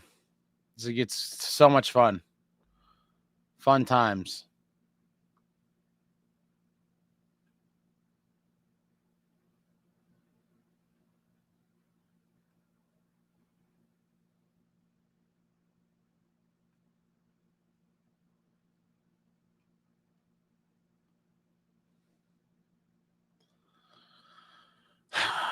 Honestly, if I'm the GM, I give Jack a chance to get healthy and bulk up. If he doesn't bulk up, he's gone. But here's the other thing, right? I'll entertain this for a second, even though I've been anytime someone brings this up, I'm like, I don't want to waste time on this because it's just, they're not going to do it. It's just not going to happen. But I'll play along one last time.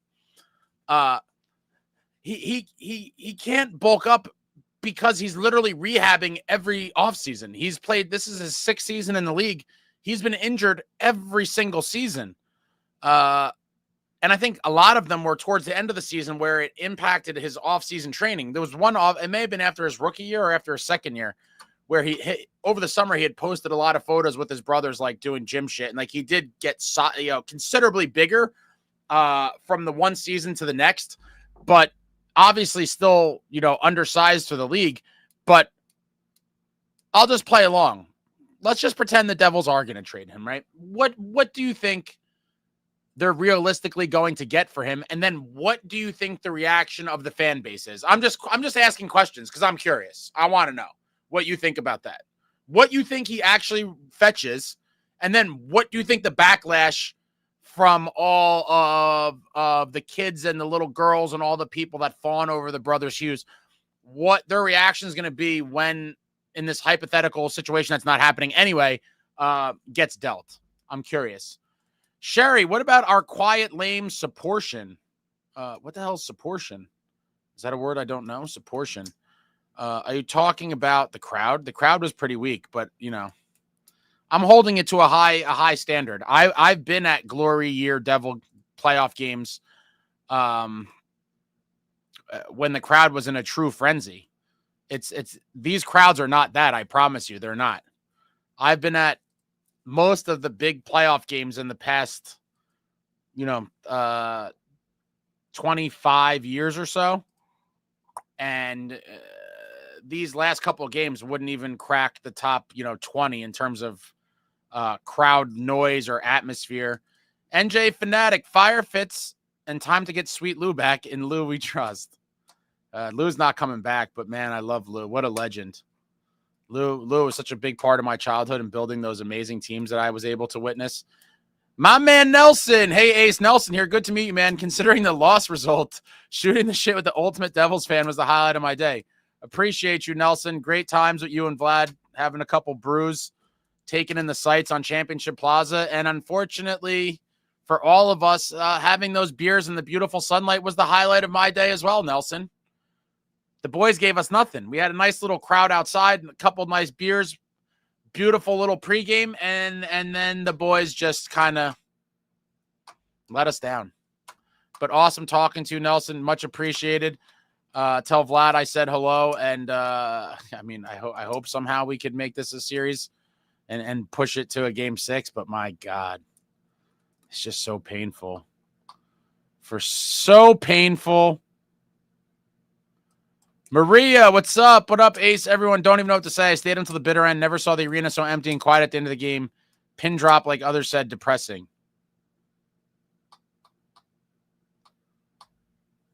I can imagine, Maria.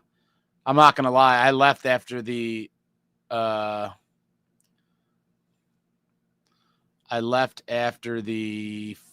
empty net goal. There was no point in staying after that. I got a show to do. At least I have an excuse, right? I wasn't just, leaving to go home and eat pizza. I was leaving to make sure I get home to talk to all of you fine folks in an orderly manner. I would have been late for the show if I didn't start high-stepping it out of there. Playoff traffic's a mother. Sal S., running with the Devils, what did you mean losing Nico? My biggest fear. My biggest fear losing Nico because Nico Hischier is an unrestricted free agent in 2 years. And I have serious doubts as to whether or not Mr. Nico Hischier will want to re-sign here long-term. He is eligible to sign an extension after next season. So about a year from now, he will be eligible to sign an extension with the Devils. But I do think he prioritizes winning. And as of right now, it's his 8th season in the league. He's won a single playoff round, and now he has won 7 total playoff games. 7 playoff games in 1 round in 8 years. I do believe there is a chance that he looks for greener pastures where he believes he could truly win a Stanley Cup. I've talked about this before. A lot of people are on board with me and agree. A lot of people think I'm crazy. I don't think it's crazy at all. I don't think any player is that blindly loyal to a franchise at this stage of their career when they're, 8-9 years in the league and there's not much success to show for it. we'll see how it plays out. Maybe I am crazy, but I don't think I am. And that'll be a very dark day in franchise history.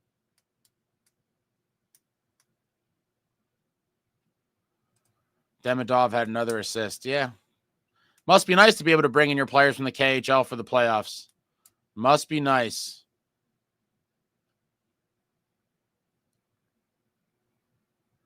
Andrew said, I feel like the Devils will win game 5 just to make me buy tickets to watch them lose game 6. No, that'd be pretty cruel, huh? That really would be. Oh, man, that's so Devils, isn't it? LJ Ace, back in 2000 versus the Flyers, my buddy emailed me on AOL. Oh, man, I used to love AOL. Up 3-1 bragging. I didn't respond. I just waited. Of course, I had a glorious response where I pretended to take the high road. That's amazing. One of the best series in Devils history for sure. You know, on the biggest stage, the Eastern Conference Finals, Larry goes crazy after game 4. Devils win game 5 in Philly, win game 6 in New Jersey, go back to Philly for game 7 and win again. Scott Stevens lays Lindros out. Patty scores late, complete the miraculous comeback. It was beautiful. Will said, bet you wouldn't call it a smart play if Markstrom got ran over. Yes, I would. I would say I don't like the play, but if that was my player, I'm very fair at that. If that was my player, I would say I want him to do the same thing. It is a smart play, Will. Whether, you know, no matter what side of it I'm on, I'm not going to say it's not a smart play. It is for any team. If you're a guy that gets pushed in that way and you basically if you're just not, he didn't try to run him over, but he got pushed that way and he didn't really try that hard not to run him over. That is a smart play.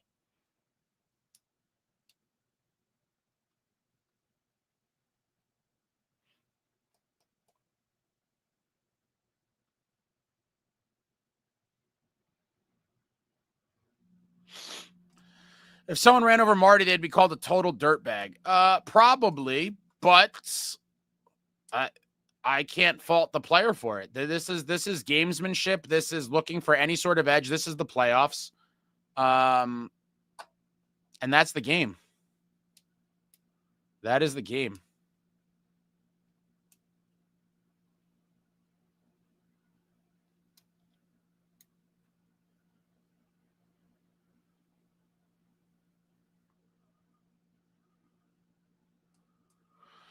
Jerry, you wouldn't assume a super fan broadcasting out of his mom's basement would be must-see TV, but it is. Your show is the best Devil show there is, Ace. Look forward to next season. Let's go Devils. I don't even know. Is this someone trolling me, or is this I don't know. But I promise you guys, I certainly am not broadcasting out of my mom's basement. I promise you that. This is my own basement, but you know. Okay. Paulie said, Ace, I know you said you'll go down with the ship. At this point, they're calling only for women and children. Yeah. Brutal, man. It's brutal out here, Paulie.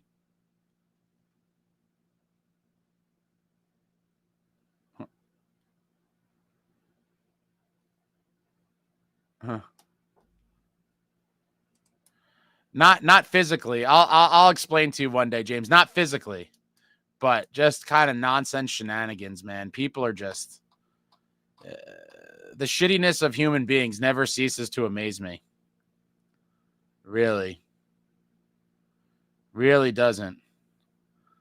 Now I'm going to put Woodson on the spot. Trading Jack. I can't even believe I'm still entertaining this because Woodson, you know, and I'm not saying I agree with it. But Woodson, you know as well as I do that the franchise is not going to trade Jack. But let's just waste my time. Let's just waste my time and I'll entertain this, Woodson. What are you trading him for? Go ahead. Tell me, Woodson. Tell me and the people, what are you realistically getting for him? I can't wait to see your answer. Can't wait. Every Devils fan would trade Jack for Tage in a heartbeat. Tons would not. Tons would not, Woodson, just so you know. People are in love. People are in love. I'm not one of them. Tage Thompson, sign me up. That's not realistic. But do you have any realistic trades there, Woodson? Man, everybody's on the trade Jack train. It's very interesting. They're not going to do it. And I don't think the value would be what anyone would expect after all of these injuries. Samuel says, and Quinn is either crazy or dumb. Why come here to suffer with your brothers? What if Luke wants a 1-year deal so he could leave and go somewhere with Quinn? If they truly all want to play together, you guys have to realize that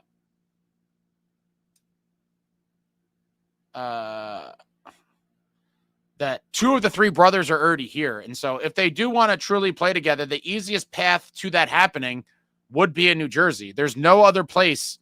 It would take a lot of things to work out for them to end up in the same NHL city other than New Jersey. Almost to the point of near impossibility, really. I mean, I guess it's not impossible. They would have to figure out, how to make their contracts so they're all free agents at the same time. It would just be a lot, and it may not happen until they're older. If they really want to give it a go on the same team, the easiest path for that obviously is with 2 of the 3 Hughes brothers here, Quinn coming here when he's a free agent in 2 years.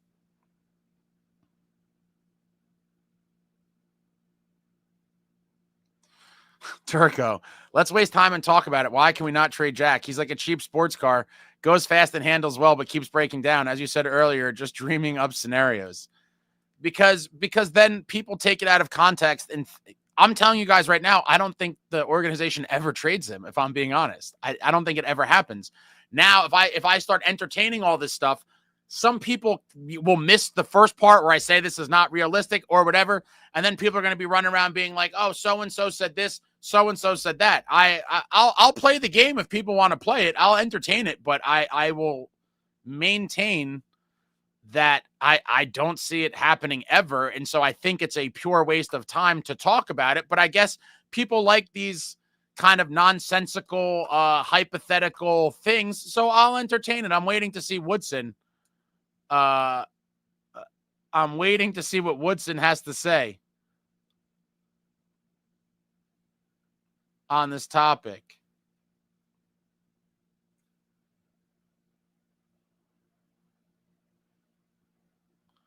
Traveling Devil says Jack isn't going anywhere when Quinn will be here in 2 years. Stanley, I wonder who would even trade for Jack. I don't think there are many GMs signing up for 50, 60 games of Jack Hughes. That's my point. So Stanley, that's what I'm saying. What do people think the value is, right? Let's just entertain it because people are dying to hear it. So I'll entertain it. But like I said, I don't think they would have traded him regardless of the injury stuff. And then with the injury thing looming over him, taken into consideration, I believe you're not going to get any sort of what people would consider fair value for him because GMs that would be trading for him are taking somewhat of a gamble because the injury stuff is not a secret. The whole world knows. It's not information that only us and the team knows. The whole world knows. So what do you guys really believe in this hypothetical world where they were trying to trade him? What do you think you get for him? It's not going to be anything near what people would think. I promise you. And then if they did one of those deals, people would lose their minds. Like, how did you trade him for that? But I look forward to scrolling down in a second and seeing what Woodson comes up with. Because he's been saying this shit for months, and I just kind of kept saying the same thing. Dire Straits, Ace is right. Only build a channel if you put work in. It's a lot of work. But if I was a Canes fan, I certainly would be doing a live right now. I'm doing a live, and we're the losers. We're in a 3-1 hole, and I'm doing a live. If you're a Canes show or anything of some kind, this is prime time right now. These are precious nights.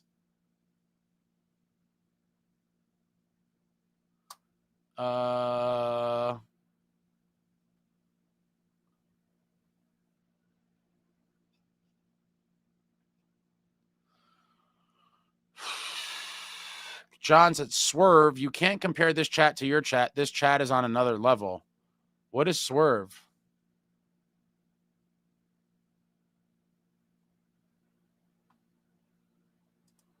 I'm lost. I'm missing stuff.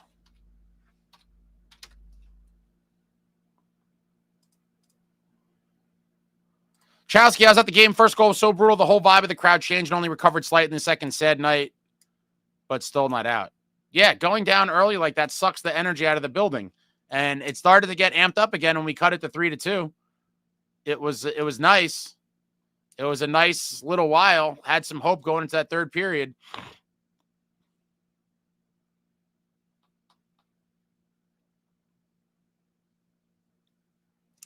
Carson said, Ace, you have an audience of full-on doomers, though. Laugh my ass off.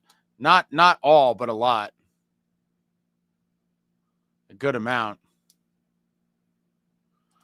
Woodson says, one more game until the debut of Woodson's Dooming YouTube channel coming in the fall. Oh, I can't wait, Woodson. I hope you really do it. I really hope you do it.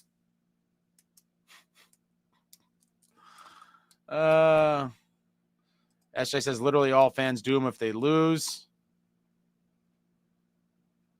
Chico, everyone at 100%, I think Sprong-Glass Mercer would be a really good third line.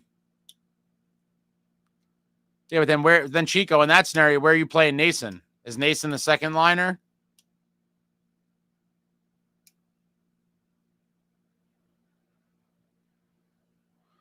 Jay Snow says, no way Cody Glass 3C, 4C, if anything.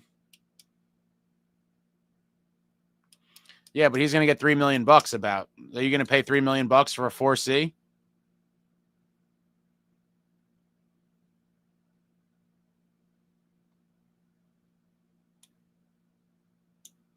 John Woodson said, I have 1 million Devils fans dooming because we were about to suck for the next 5 years. I mean, define suck. Do you think we make the playoffs next year, Woodson?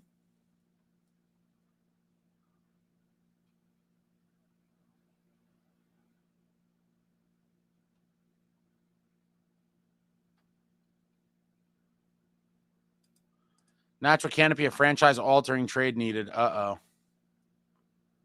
Uh-oh.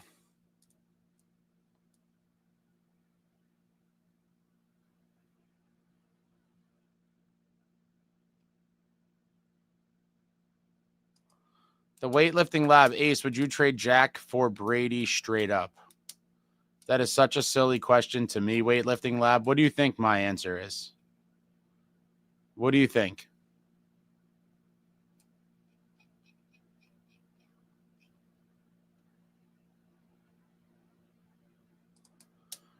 SJ, if the Sens had a YouTube guy, guaranteed there would be the same dooming. I'd imagine the Senators definitely have. I mean, don't all Canadian hockey teams have like a lot of coverage pretty much everywhere?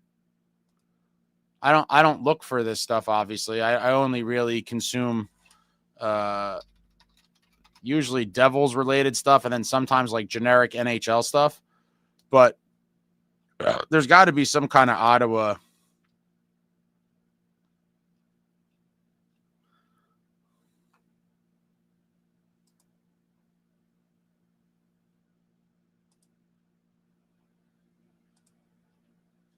I'm sure there's some sort of Ottawa stuff.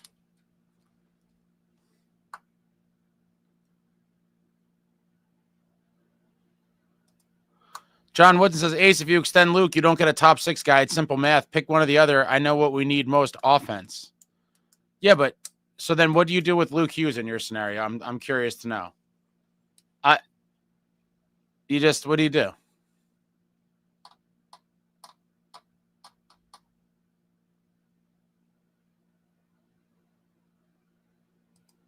There's no way Luke is taking $3.5-4 million.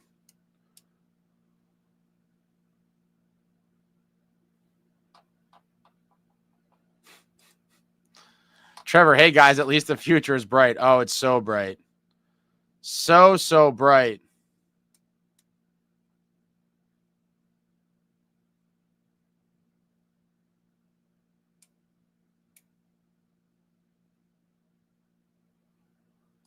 Devil Heaven, I grew up with IBM computers. Amazing time in the 80s to grow up. These kids today.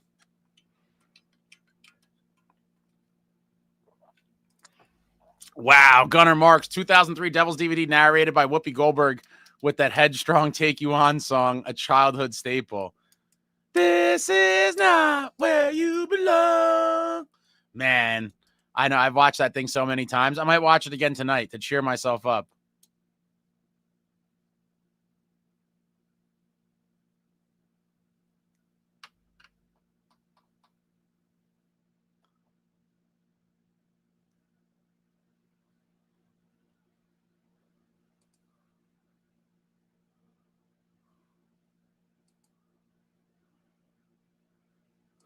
Zomboos, the 2003 and 2000 Devils accepted, even if they were star players, turned into role players and worked hard for every puck, but it was a different time and game then. No, absolutely. But guys had like actual roles and they accepted them and played them well. They were true teams. Yeah, it's just such a different world from back then. It's crazy.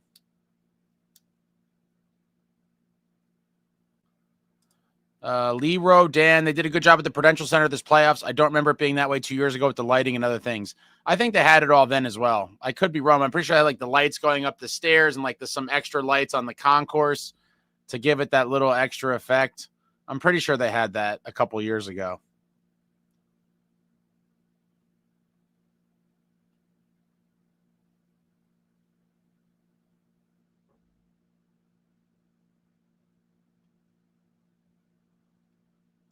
Devil Dog says the Brooks article posted about Lou is behind a paywall. Oh, well. I think I have I think I could get it. Wait, it's on the Post.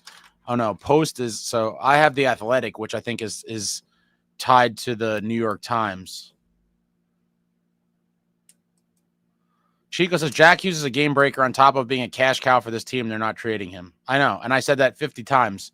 I said, but I'll entertain this nonsense. I'm waiting to see from Woodson what he thinks he'll actually get for it.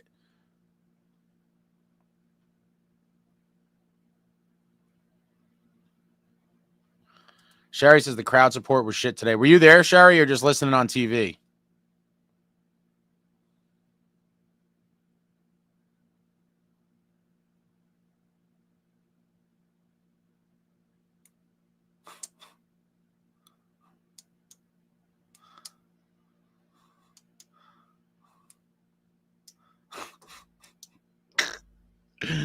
Oh, man, the fighting and negativity.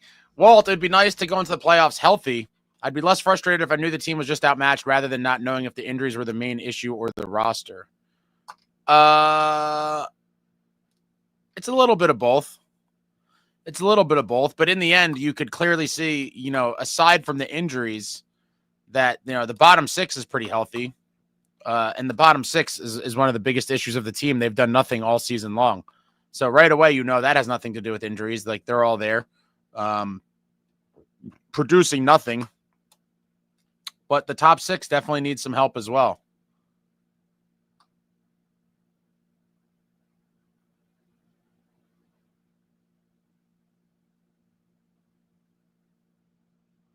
Doug says, Ace, I just want to see my team win a playoff game. I'm 0-4.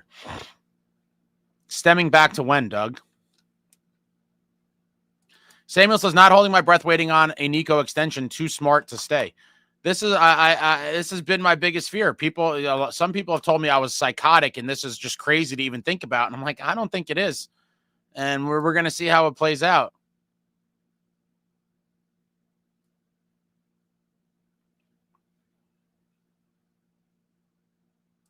B says, Nico isn't leaving. He's a character guy. He probably puts as much of our shortcomings on himself as he does the team.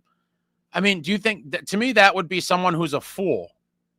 That's almost like the woman who gets abused by her husband, making it somehow her fault as the victim. How could Nico possibly put the shortcomings on himself? This guy goes out there and gives 110% every night. And the team, the executive suite of the team is not doing everything they can to put the team in a position to push for a cup. How could he possibly put that on himself? If I'm these guys in the team, I'm like, you had LTIR money that you did nothing with 2 years in a row. We have Gritsuk waiting in the wings. Didn't bring him over. So players aren't dumb. They see all this stuff. Zambu says, I think losing Nico would hurt the true fans more than losing Jack. Jack is the organization baby and fangirls, but I don't know what the rest of that there got cut off. Who said Nico at 6x6? That's a joke.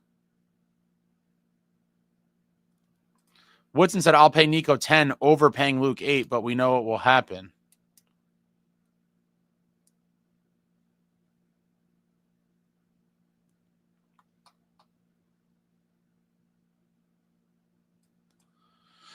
Swerve says 8x8, the Wild will offer Nico. Nico's going to get paid way more than that, bud. Way more than that. $8 million ain't going to cut it. Yeah. That ain't cutting it.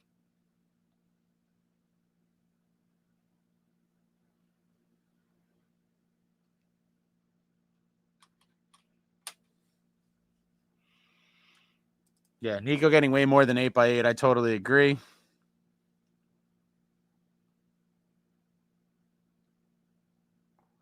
We have 15 million to squander this summer. Booze bag Billy on the hunt. Don't you come in here talking smack about Billy Guerin. Love me some Billy G. Woodson says Nico's getting 9 to 9.5 and will be worth every penny. He's going to get more than that, Woodson. It's in 2 years from now. With the cap escalations, he's getting more than that.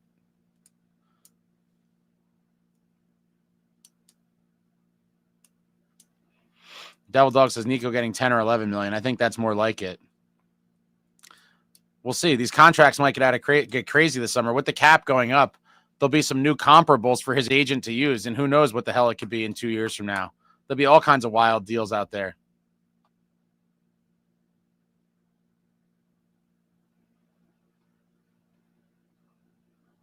Cap will be up and Nico getting 26 and 27 money.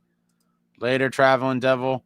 Collect records. Nico deserves to make at least $2 million more than Jack and probably more. Booze Face better be budgeting for it. John Face said 100% sounds like trolling, Ace. I don't even know anymore. At this point, I don't even care.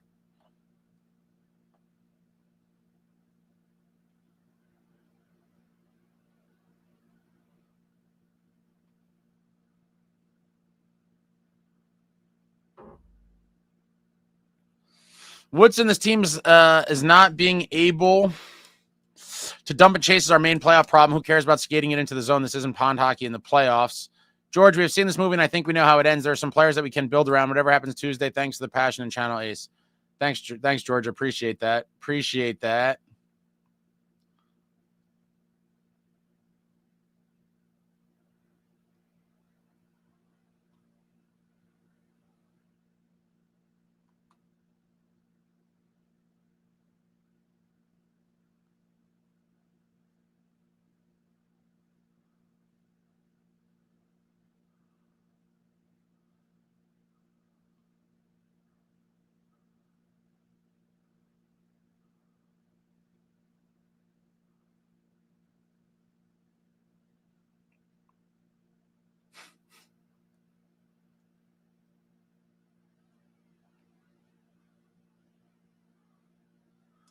John Faces Woodson stop doing drugs.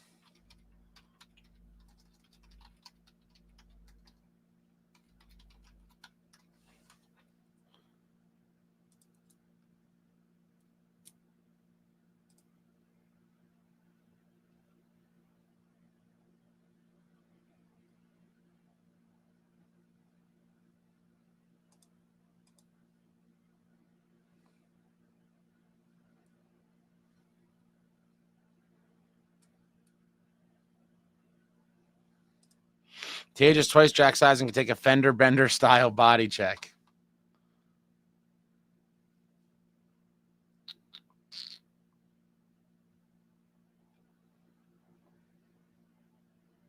Chico says if you trade Jack Hughes, it means you're re-entering rebuild mode straight up. Jack Hughes, jesperbratt, Nico Hischier, these are our guys for better or worse. We sink or swim with them.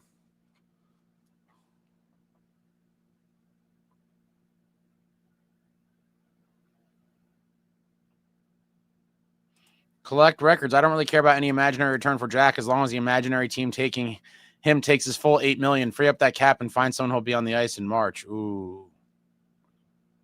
Ooh.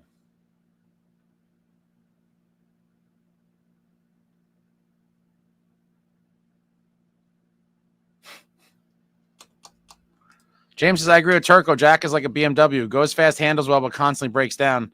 That being said, though, I also agree with Ace. Franchise will not trade him. They are far too invested. Yeah, that's why I don't even like talking about this. Because they're not going to do it. So why am I wasting my why? But people like wasting time, apparently. So I'm like, go on ahead. Go on with it. So if my car keeps breaking down, I'm replacing it. Simple as that. Well, people forget that regardless of injuries or on-ice output, Jack merchandise sells. More Jack Hughes jerseys sell than anyone else. He's the face that makes money, and that's the bottom line right now.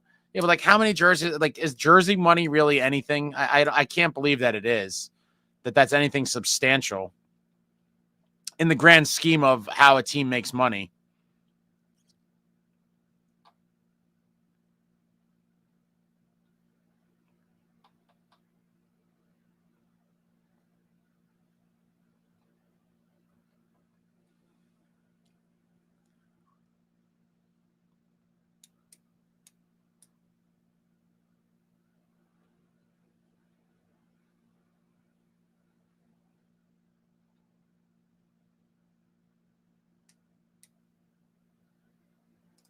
Woodson says you need a wild Wolverine in the top 6, which I completely agree with.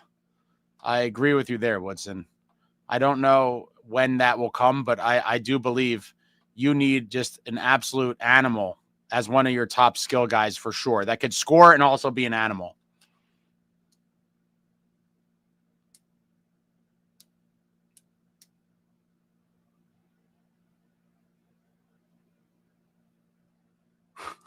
The weightlifting lab.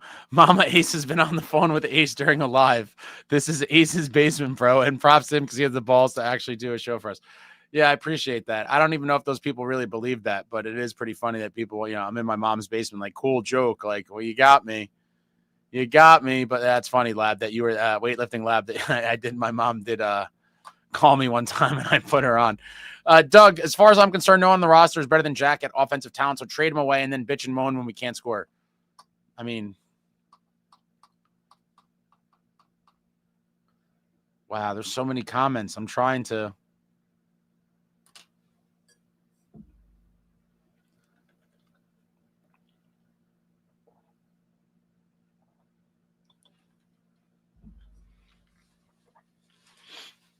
You asked me this before.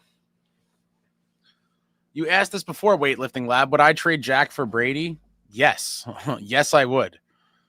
Yes, I would. Tons of people would say that it's psychotic. I don't think it is.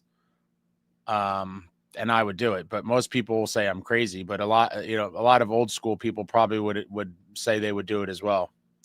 Woodson, our ceiling in the next 5 years will be a first round exit. We'll make the playoffs the next 4 out of 5 years. Oh boy, Ace, how do you feel about the McLeod mistrial? I don't know enough about it. It seems like it's going to be something that drags on forever for everyone involved, unfortunately. That it's just going to be one of those things that just goes on and on. On and on. Chico says, I'm sorry, but Jack for Brady straight up is psychotic. The Sens would have to add. I don't even think the Senators would do it.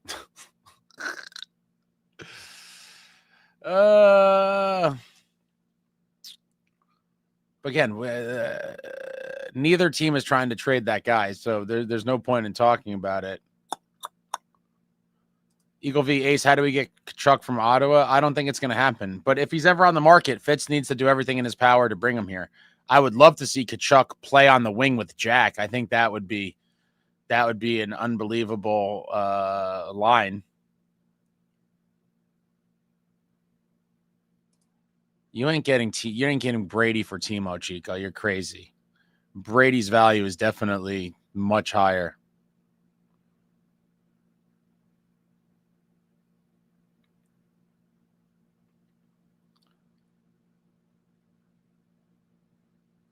Woodson, I'm only giving Luke a bridge deal like Mercer. Ideally, I trade both Jack and Luke. You get a top 6 grinder and probably a top 6 center, which we desperately need.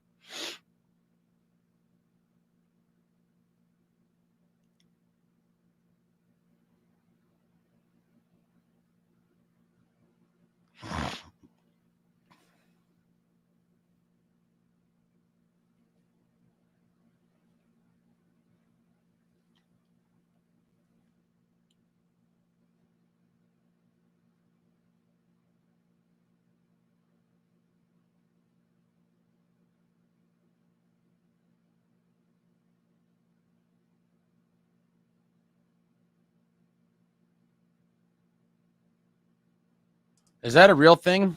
Adam R. Fox, temporarily disable JavaScript. You'll get past a lot of paywalls. Is that really like a thing? Dude, that's hilarious if it is. What a pro tip.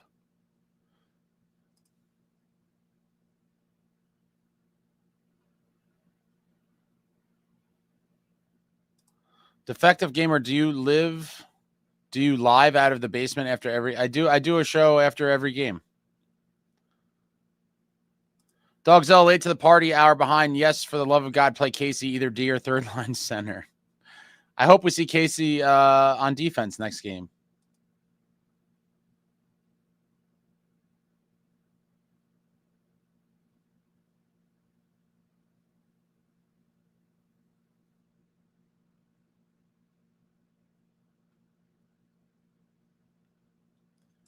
Woodson Mercer has actually impressed me in the playoffs. He's brought some energy I didn't see in the regular season. Seems like he has a little extra bounce in his step. I always thought Mercer was a guy that had value to the team, despite a lot of people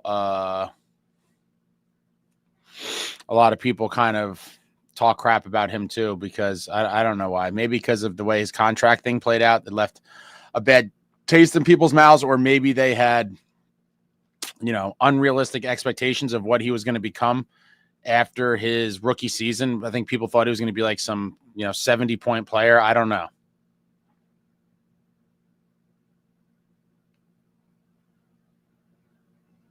George, if Devils want to keep Nico and bring in other top players, then the organization's commitment to winning has to be clear, and this year it was not. I completely agree.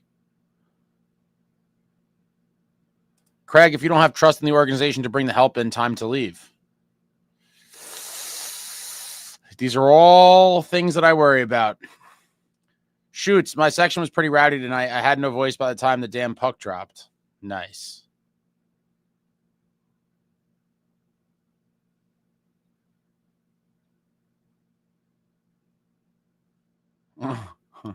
Val, what did the Devils development coaches do that they did not produce a single NHL player in like forever?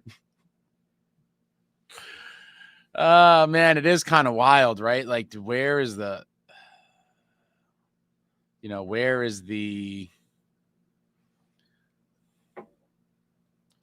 want to see something.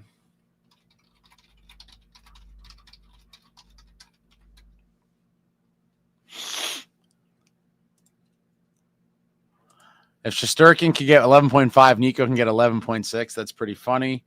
Paul, Ace, I hear about Nico, but even Ovi stayed in Washington. Yeah, but he eventually, okay, put it this way. If he never won that cup there, do you think he would still be in Washington? Or, I doubt it. Once he got the cup, I think he was fine with retiring there. But had he not had the cup, I do believe things would have played out differently, especially as he got older. Now, I think he won the cup in like his 12th season. He was already in the league for a while before he won. But, Nico's not too far off. Next year's his 9th season, and then his last season under contract with the Devils will be his 10th season.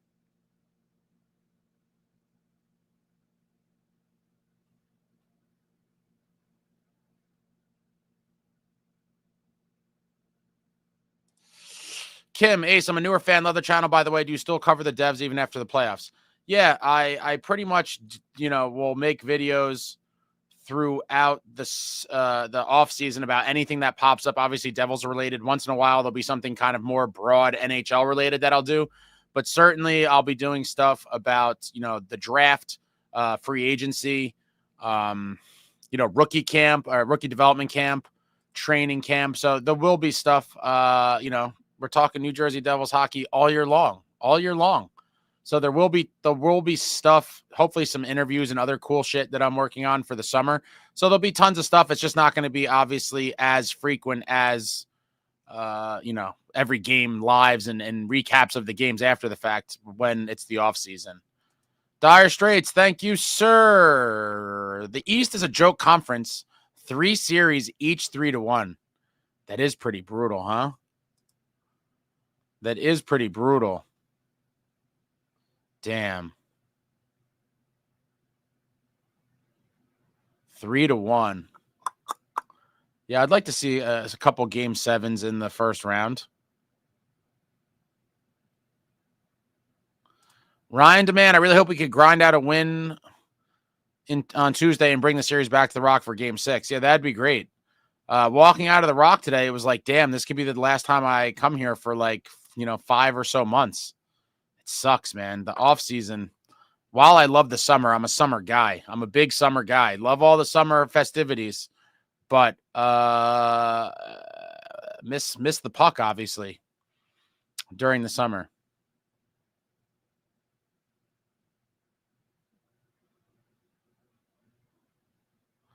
Kane the Great, bro, we have a great team and made the playoffs. Take what we can and build on it. Sound like a bunch of sad boys.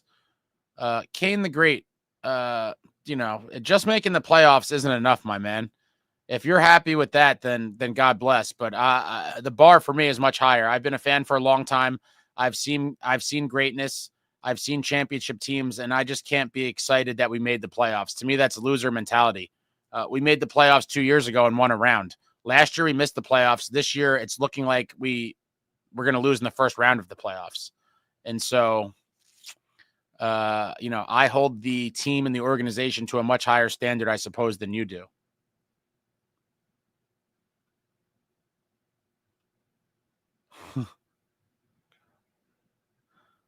Oh, man, lots of fighting in the comments.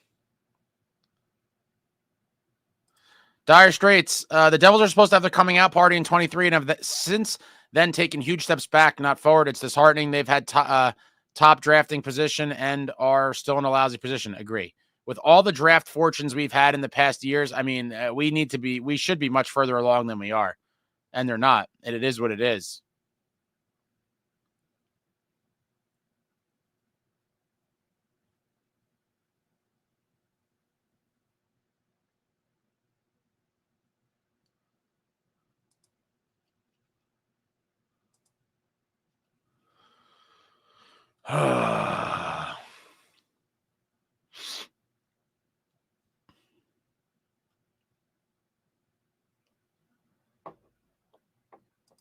Stanley's so negative right now. Too bad there isn't a way to forfeit the game on Tuesday. Complete waste of time for what is a formality. Man, I hope we win and force a game 6 so bad. That'd be awesome. It would really be awesome.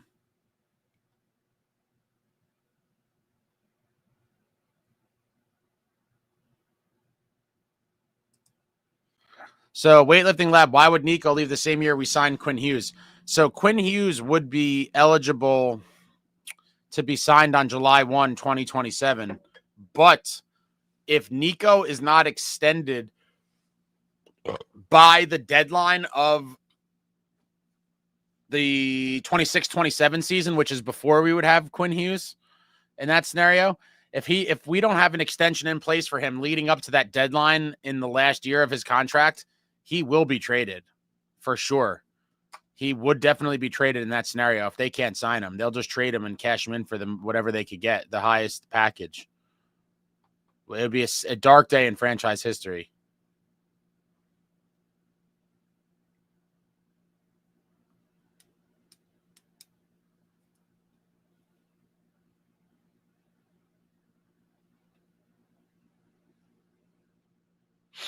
The Weightlifting Lab says Nico gets $11 million in 2 years. It's probably something like that.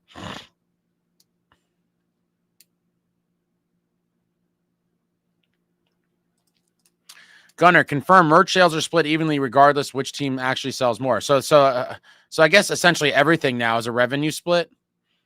Yeah, so that's what I'm saying. I don't think people always talk about like, oh, selling jerseys. Now selling tickets is different. As far as I know, there's no revenue split on ticket sales. I think that's the TV money and maybe some league sponsors and the merch. There's probably some sort of split, but ticket sales, I think, is on a team-by-team basis. And I think, if anything, that would be their case, is that the Hughes brothers sell tickets. People always cite jerseys, and I was like, how much, what does that really add up to in the grand scheme of all the money, the revenue sources of an NHL team?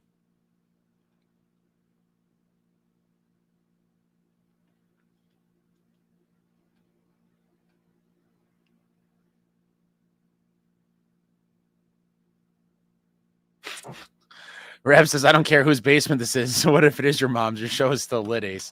Thanks, but I would just like to put it out there that it's not. When people talk the smack, this is not my mom's basement.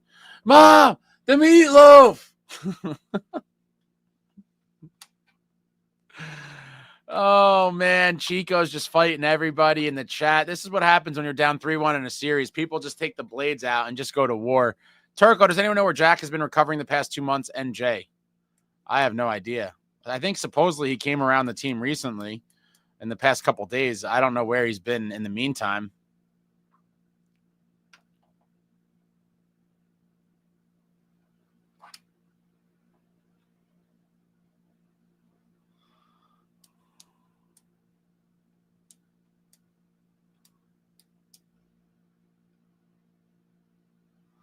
Tire Straits. Look, folks, look on the bright side. Dennis Chalowski got playoff experience.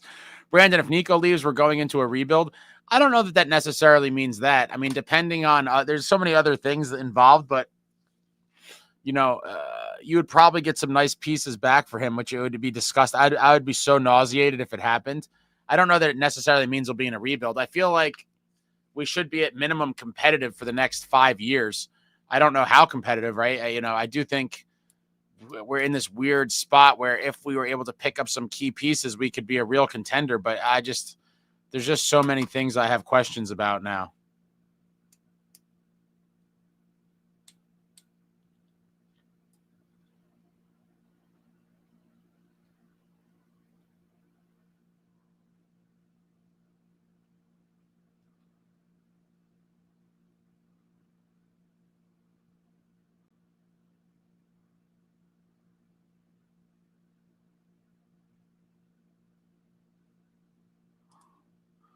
Richard, I had a grilled cheese sandwich and tomato soup with cheddar goldfish with my 99-year-old mother. I put the game on and she said, these boys in red look like they're on Prozac. Oh, man, the old grilled cheese and tomato soup combo, huh? With cheddar goldfish. I like that. That's a nice move there, Richard. Man, I might have to. Now you got me hungry again. Man, I'm just depressed. I can't believe this. What a golden opportunity blown at the Rock today.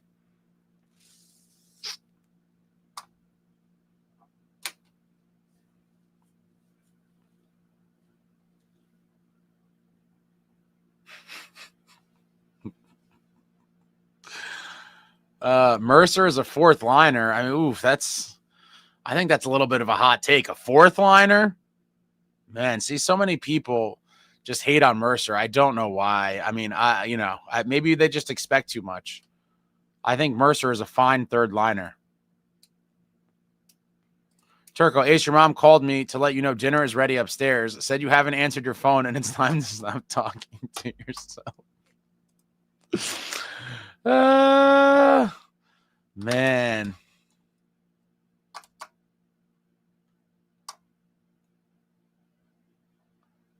What? Oh my God, we've been on here for a while.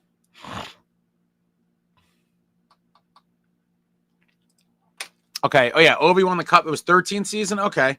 So yeah, at some point though, if he didn't get one, I imagine he would have been looking to get somewhere to try to win one, or severely putting pressure on ownership to bring in pieces that he thought could help. BC, if Fitz sits on his hands as usual, Nico will walk. I hope not. I hope not. Carson says Tampa Bay Lightning need to come back for my bracket's sake. I have Tampa winning it all in my bracket. It's a tough one. Dennis, bottom six needs a big shakeup, and they desperately need a top six winger who can create for himself. Yeah, that would be nice too. Preferably a scrappy physical guy that could just get the job done when it gets down and dirty. I would trade Jack for Brady every day of the week and twice on Sundays.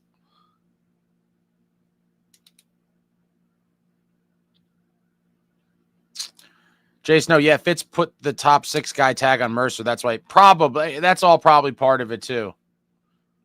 Yeah, it's just guys were constantly asked to do more than what they're realistically are suited for, right? It's like, is Pilata top six? No. Is Mercer? No. Is Nason? No. But all these guys kind of get shoved there. And then people are like, oh, this guy sucks. But it's like, he's not supposed to be that guy. He's a depth guy. But we have guys slotted up higher than they should be in the lineup because our forward group is sad. It's just sad. The whole thing is sad. Mark says, not to sound like a doomer, but if anyone thinks the Devils are going to win Game 5 on Tuesday night, I have a bridge to sell you. SP, why not give Jake Allen the starting goalie the next game? You don't do that to Markey. Markey's more than earned his spot.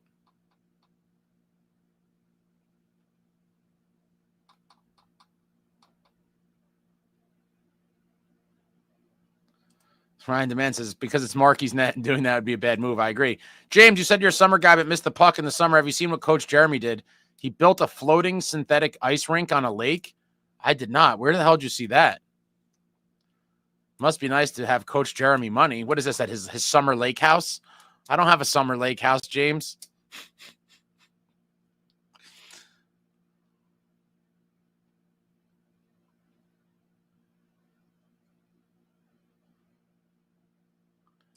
Garen will be your next GM. Hasn't Garen done a great job in Minnesota?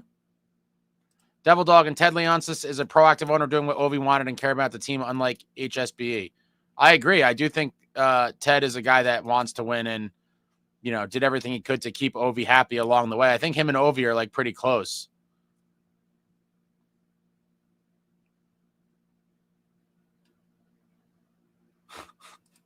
Chico, Nick Sports says, Chico, I'd take Brady for toothpick phones any day.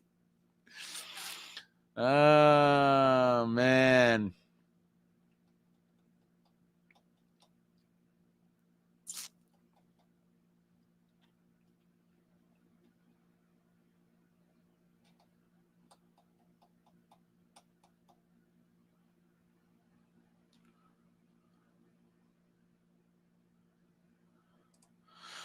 Ace, you just shot through the hearts of thousands of puck bunnies and NJ with that Nico trade talk. You're right, though. I mean, the reality is if he doesn't sign the extension and he makes it known that he's not going to sign here, then obviously they're going to trade him at that deadline. I mean, it is what it is, and it'll be one of the darkest days in recent franchise history.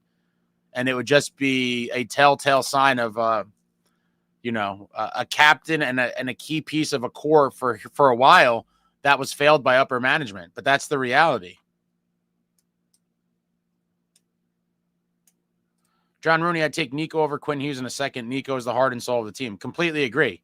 But when guys are going to be unrestricted free agents, they control where they go if they hit free agency. And so teams that are in a position to lose a guy for nothing will deal them for whatever they could get.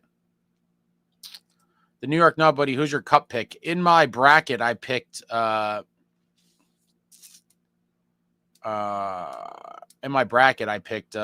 Lightning.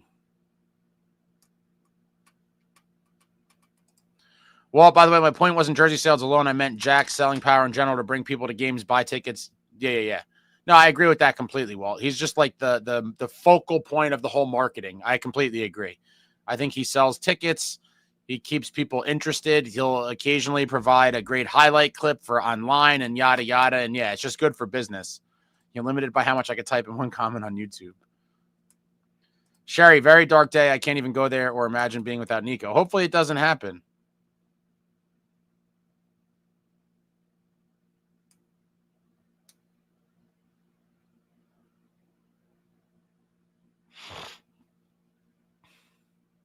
The weightlifting lab. Speaking of which, Ace, when are we doing the next chapter of Marty's book? Man, I know I botched that so bad. I got tied up. I think this summer I'm just going to try to do. I'm going to try to just do it all. Like, I guess I'm going to try to record it all in one day. I have like raging ADD a lot, and reading is not my thing. So then reading and then making my notes. And then I don't know. It's just like, this is much easier. Like the game just happened. It's in my head. I could come here, talk about it. Recording the book video, I got tied up. And then I'll definitely do it this summer, though. I'll definitely do it this summer.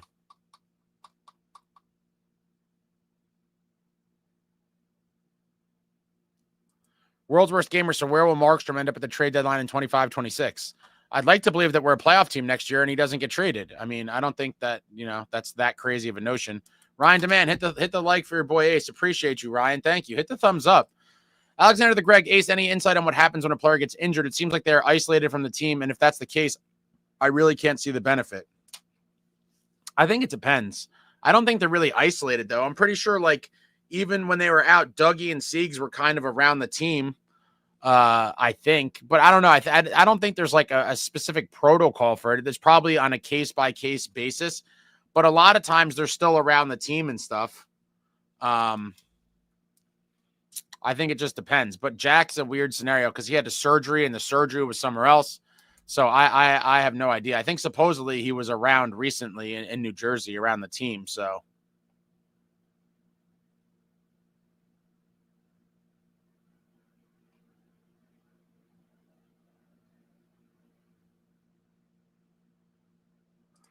Devil Dog 7. Someone posted on X about a crazy X jumping in front of Jack and Luke's car Friday night and wouldn't let them drive away from Prugate until they signed autographs.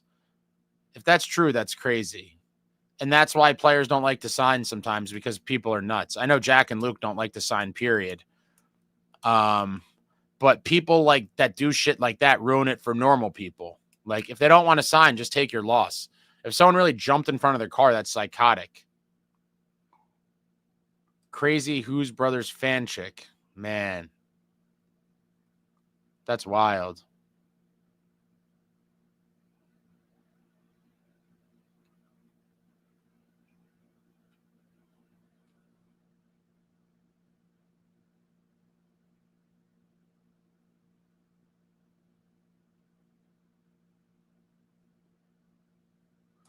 Andrew, we gone soft. People had glass seats and not one of them banged on the glass but me. Felt embarrassed.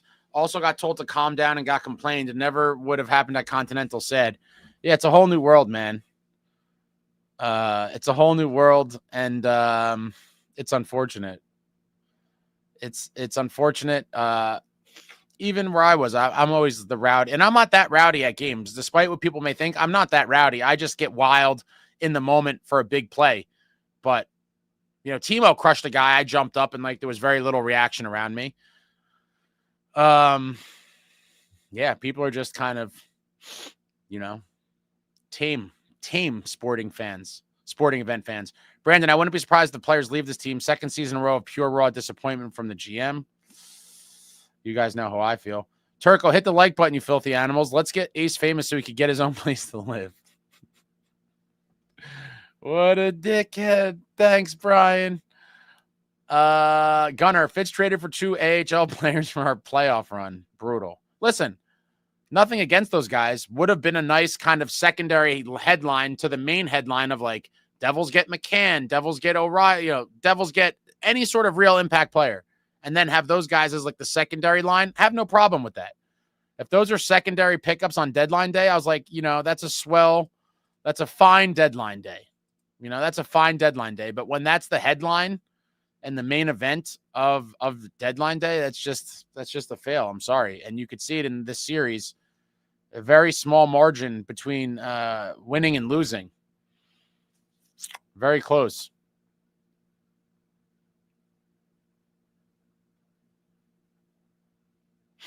Zach, got to really feel for Marky, bro. He's an unrestricted free agent in a couple years. Well, it's after next year. And I was really hoping he'd spend his last years with the Devils. After this disaster of a season, I doubt he'll want to retire here. You never know.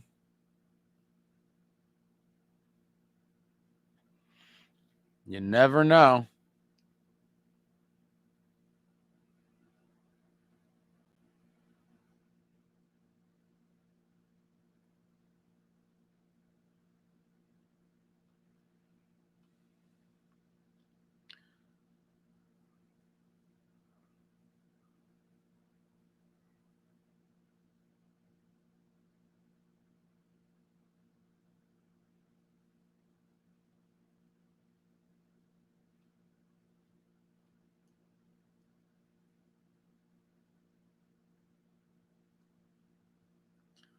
Fellas, if Blitzer and Harris are not complete morons, they'll relieve Fitz of his GM duties and keep him as the president of hockey operations only. They're not going to do anything. I don't think. Like, what the hell does a president of hockey operations actually do? I'd be curious. Like, what is that day-to-day compared to the GM?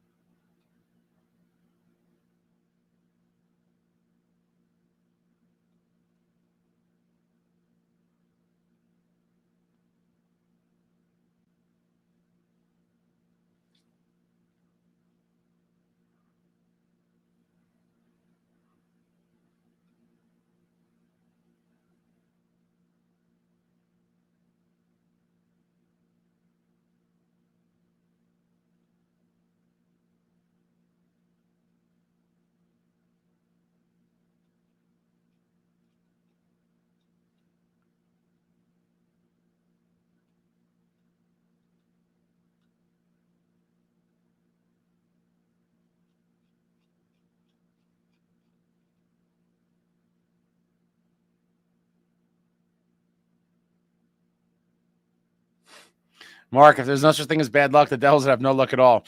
They get Dougie and Siegenthaler back, and immediately we lose Luke and Kovacevic. Oh, and don't forget Dylan. We lost Dylan, too. Zach, on a lighter note, when, if Quinn comes to NJ, who gets to wear number 43, and what number does the other brother change to? That's an interesting one. I've never seen a scenario like this because they're brothers. Like, who knows? That will certainly be interesting.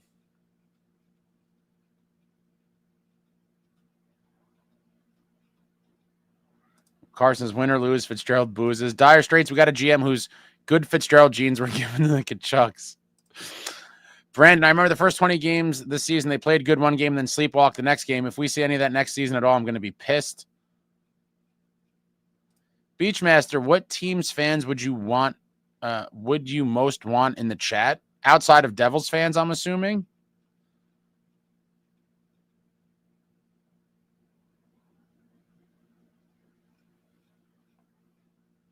Devil Dog, anything could happen. They did fire Shiro in midseason, but they'll give Fitz a pass because of injuries. But again, the injuries happened last year too. Like, the injuries are going to happen. This is hockey. And with this group, it seems like it's going to happen every single year. Reaper Crew Garage says O'Reilly didn't want to come here. That's interesting. Gunner, Mackenzie Blackwood is another guy who Jersey gave away for nothing, and he suddenly became a solid NHLer. That's one that I can't blame Fitz for. I thought the organization was very patient with Blackwood. Some goalies take a while to develop, and it just wasn't happening here. And they decided to move on. I mean, he was in San Jose for a little while there. He didn't just become this guy overnight as soon as he left the Devils. Beachmaster, I guess the Western team, because then you'd be in the Stanley Cup Finals. Yeah, that makes sense. The Weightlifting Lab, this is fun. Thanks for all you do, bro. Hit the like. Thanks, Weightlifting Lab. Appreciate you. Hit the thumbs up. World's Worst Gamer. Jack Hughes' number should be 911. Call the ambulance. You guys are terrible. Larry said, you're squinting a lot, bud. Me thinking it's time to look into getting some reading glasses. There's also shining lights in my face. I'm also sleep deprived. There's a lot going on right now. The chat's moving kind of quickly. Ice Truck Thrilla. I love this. This is a great name. Speaking of Quinn Hughes, didn't Vancouver openly talk about getting Luke and Jack out west to join Quinn? Wouldn't that be considered tampering? I thought so, but I knew they weren't going to do shit to Jimmy Rutherford. So I mean, it definitely was tampering, but they didn't do anything about it. Steven Engel, gotta hope Gritsuk, Haminaho, LeChance, and Squires work out for us. Those are the prospects I'm the most excited about in no particular order. Gritsuk should be here next year. I'm not sure what the status of Haminaho is. LeChance probably in Utica, and Squires maybe in Utica as well. Maybe with the chance to crack the lineup as a young man coming out of camp. Very curious to see. If Jack gets hurt again next season, do you guys still sing the same defensive tune? What do you mean by defensive tune?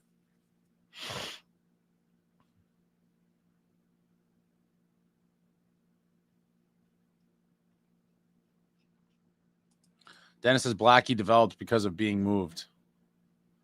It's hard to say. He was doing pretty good on a pretty shitty Sharks team. Devil Dog says it's soft tampering, which is a fake internet meme term. All right, guys. Bathroom break time, and then I'll start wrapping this thing up. It's been a while. What a heartbreak of a night. Devils drop a painful one. Down 3-1 in the series. I'm going to go to the bathroom real quick. I'll be back in 2 minutes, and we'll start winding this thing down. Thoughts, comments, suggestions. I always like the suggestions, like I always say. There's no guarantee I'm going to do the suggestions, but I'll always listen to them. But yeah, throw it all out there, and I'll start winding down. Back in 2 minutes. Back in 2 minutes.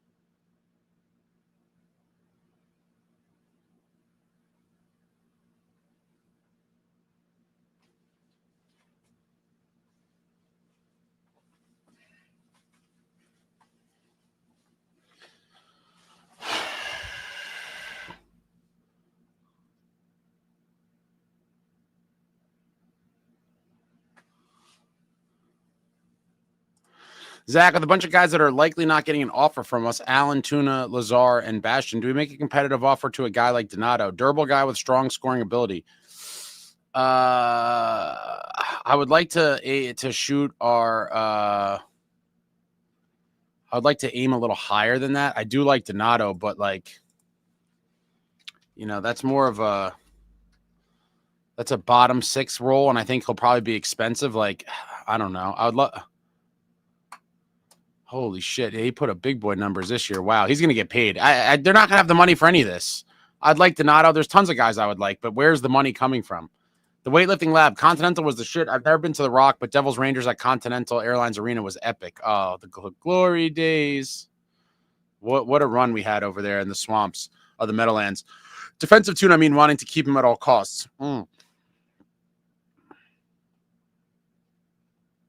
Just so you know, just to be clear, I'm not personally saying that I wouldn't consider it. I'm just saying that the organization is not going to, and therefore it makes it a waste of our time to talk about it. That's my point. I'm not saying I agree with it, but it is what it is. So why are we talking about it? That's how I feel. Gunnar Marks, our goalie coach, has got a job because of the Biddington Cup run. Every goalie he's worked with in Jersey has not gotten better. But people that keep calling for Rogalski, I mean, he's not making a difference that much one way or the other, if I'm being honest. I mean, come on, guys. What real goalies did he have to work with? Akira Schmidt, I feel like, had potential, and he got jerked around. I feel like he got kind of misdeveloped, but I don't think that's Rogalski's fault. He was bounced up and down between Utica and the Devils a million times, and I think he got in his head a little bit. I think he got salty. I think his relationship with the organization ultimately soured a bit, and then he was dealt. I mean, it is what it is. I'll always root for Akira Schmidt. Again, franchise legend in my book. Came back down 0-2, went to the Garden, won 2 games, ultimately wins in Game 7, gets a shutout, knocks the Rangers out. Akira Schmidt could do no wrong in my book, and he will forever be a hero, in my opinion.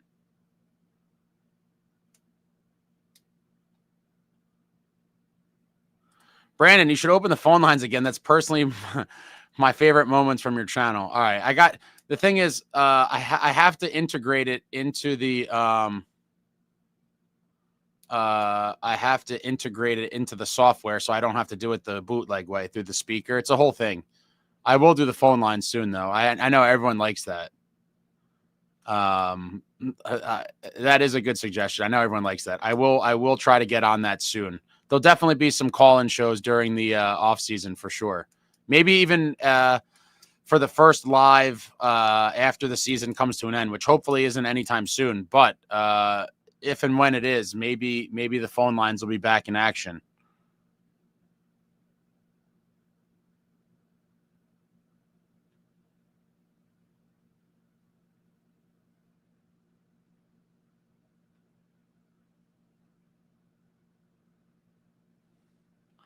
Maria says phone lines were great.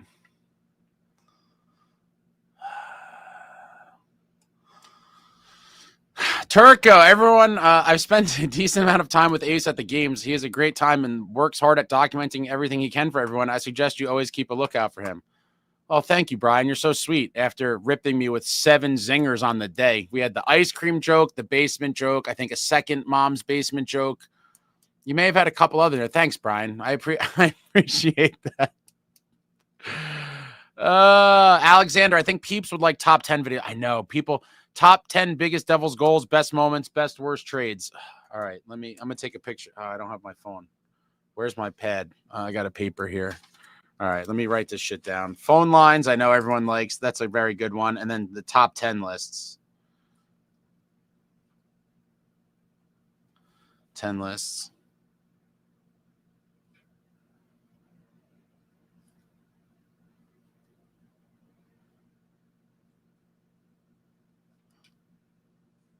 These are all good ideas for the summer.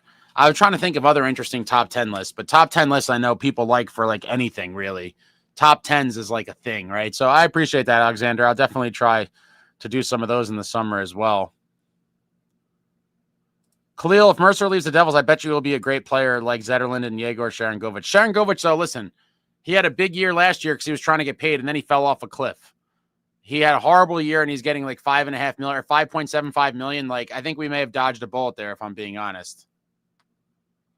Tasha, I better not see Chalowski, Tuna, Bastian, Dowling, or even Palat, who has been very disappointing this year and next year. Well, Chalowski, you're not.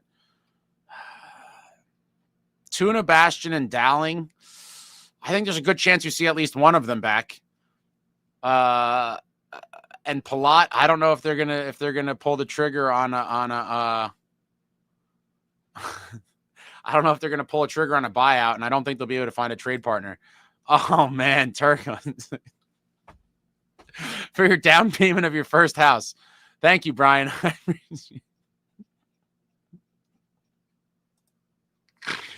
Oh, man. Man, oh, man. Tasha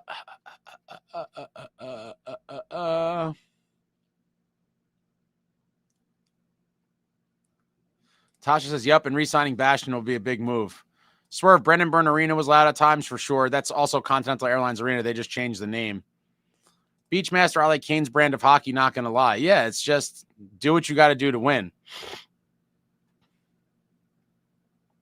Devil Dog, the arena at Meadowlands was never loud. Louder than Prudential. I'll say that. Jerry Pemberton, y'all got Jacob Slavin today. Well, Stefan Nason definitely did. He was Jacob Slavin for sure. He's so good.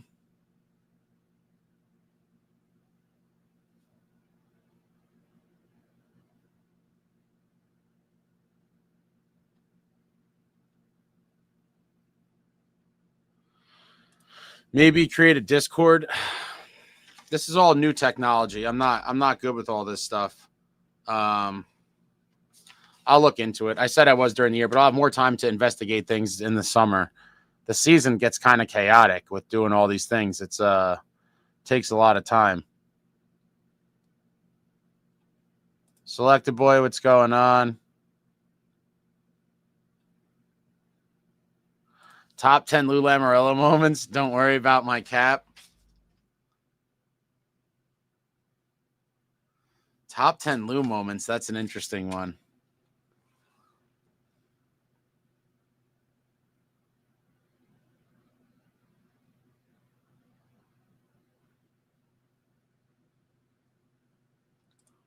World's Worst Gamer for sure. Are you going to be on for Free Agent Frenzy? I'm not sure the extent of it, but I'll definitely be doing a lot of free agency stuff for sure. Nelson said, if the same collision happened to Markstrom, you'd be furious. Yes, but I'm not a hypocrite, right? I'm a hockey fan. So I'd be mad that it happened, but I would also be like, if the role was reversed, I would want my player to do the same thing. I am not hypocritical about it. It sucks when it happens to your guy. Likewise, with some big hits, you're like, damn, that sucks. And my guy got flattened. But you're like, I could be objective enough to be like, if the shoe's on the other foot, I want my guy to do the same thing. And that's where I'm at. Yes, I would be furious if it happened to Markstrom, but I wouldn't blame the guy for doing it. Just like I'm saying it was a good play by Timo. This is hockey, guys. This is hockey. Stanley says, Ace, maybe do chats for other teams since some fans apparently have no place to go. But what do you mean by that? Do chats? Oh, my God, you guys are very chatty. Holy. I thought I was near the bottom. It ain't even close. What do you mean by do chats for other teams? I'm curious. LJ, top 10 greatest Devils doomers of all time. Woodson, SST, Woodson, SST.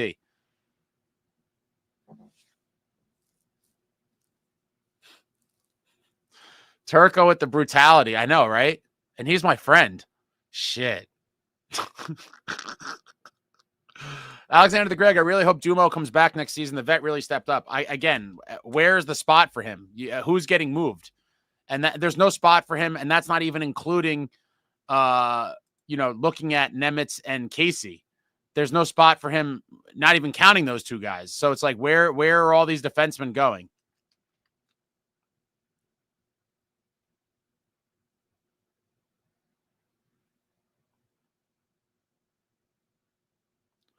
Stan says, Alex, no room for Dumoulin. Unfortunately, Boozeface just needed to sign Kovacevic and also throw in a no movement clause for good measure. Samuel says the walk over to the parking lot was louder than the rock. Completely agree. The catwalk, the tunnel, the cattle herd. Oh, man, I could remember the original one with the wooden planks where you could see the highway through it. Holy. Tasha says, yeah, the Dumo trade panned out to be such a fantastic move by Fitz. Without him, we'd probably be out already. Of course, Fitz didn't imagine the move panning out like this. And again, with all these damn injuries, like, wow.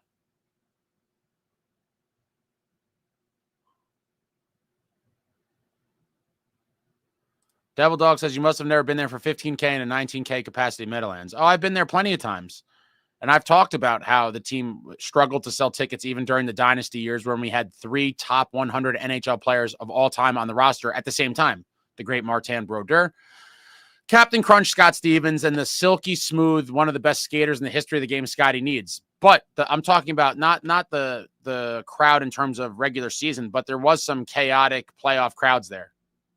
Cup finals as well, conference finals.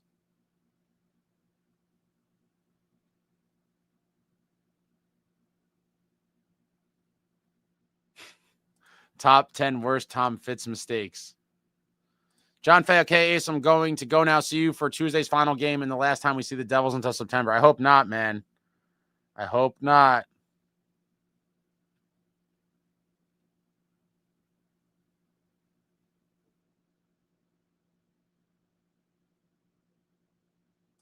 Gunnar Marks, number one worst Fitz mistake, telling the fans our goalies were good and we didn't know what we were talking about before trading for the guy everyone wanted a calendar year later. It wasn't a full calendar year later, but yeah, I mean, wow. Had we gotten Markey at some point last year, we may have been able to claw into the playoffs, and you never know what could happen. But, man.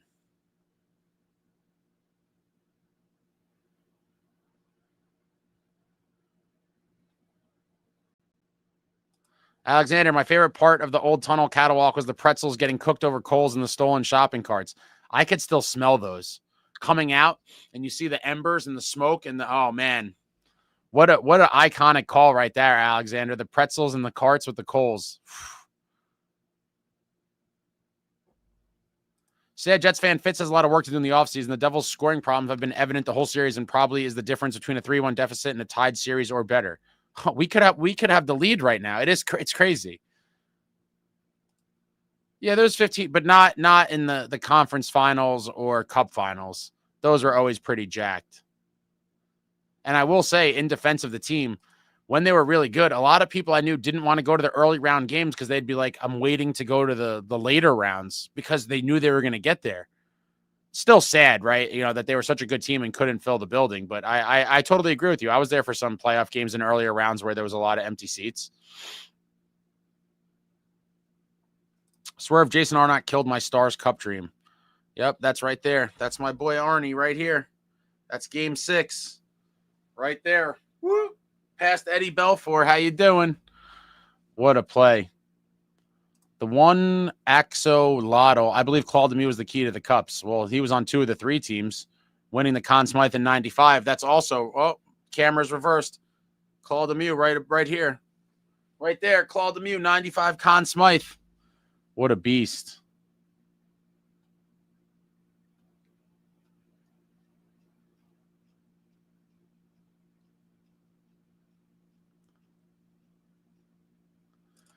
Does Gomez's I won't drink lose Kool-Aid count as a Lou moment? I don't think Gomer said that.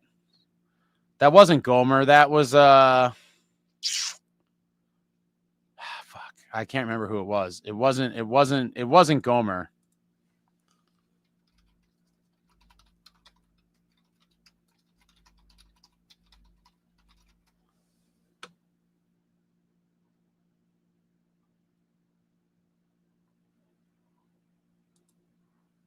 It was I think it was Mike Danton, actually. I think it was Mike Danton. The one Axolotl, Marty B, best athlete of all time.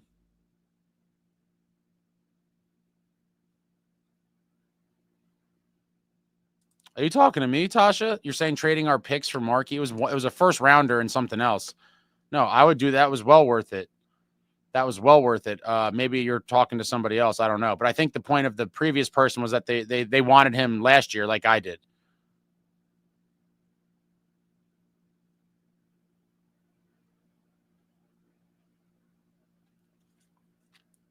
Gunnar Marks, 03 Cup was a defensive masterclass. 3 shutouts in the finals, less than 20 shots against is insane. what a team. Yeah, Mike Danton. That's what I thought. Man, I have a great Mike Danton story too. Mike Danton / Jefferson. Oh man, I got some stories, man. Eventually they'll all get out there. There's only so much time, but I'm working on some things. Devil Dog Danton was a nutcase. Random Man Ace is still going. Yes, I am. Trevor Luke hurt to start the season and hurt to end the season. At Tasha, all his spending is poor drafting, which is why they suck now with no depth. Swerve, I wish Parisi would have stayed here. He and Suter effed us up for 13 years.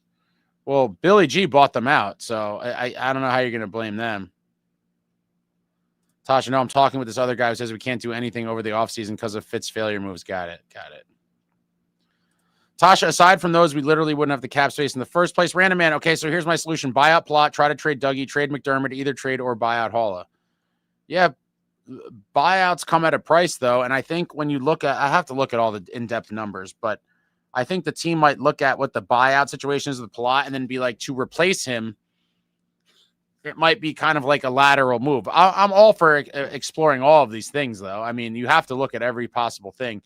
Andrew Curto, who do you think is the prospect to watch for next season? Definitely Gritsuk, because he should definitely be on the team. And the big question is he a bottom six guy or a top six guy? It would be absolutely phenomenal if he could come over and be a legitimate top six guy. That would be like a total dream. I mean, that's what everyone kind of is hoping to see. I'm trying to be a little more realistic with my expectations and hopes, and just hope that he could fill, he could be a good contributor in a bottom six role on an entry-level deal. That's what you need to be a competitive team. You need guys not making a lot of money that could produce. And I think he could be that. Now, furthermore, if he could produce at a top six rate and take top 6 minutes and play on one of the top two lines, that would be phenomenal for us.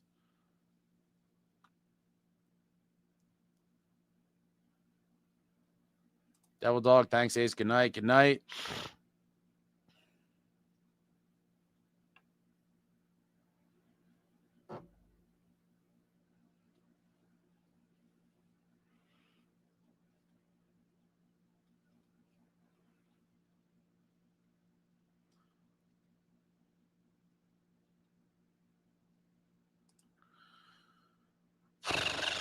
Random Man, if you buy out Plot, cap savings are 2.4 this year, 3.4 year after, then 1.5 cap hit for 2 years after his contract would have ended. Yeah, I think what he has, does he have 3 more years after this year? Oh, man, that was a brutal one. That really was a brutal one.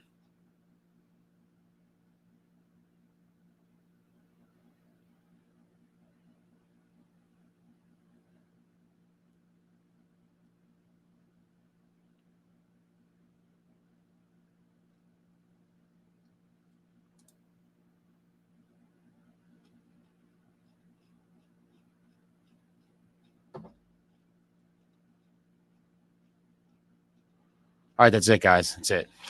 There's another marathon. I'm heartbroken.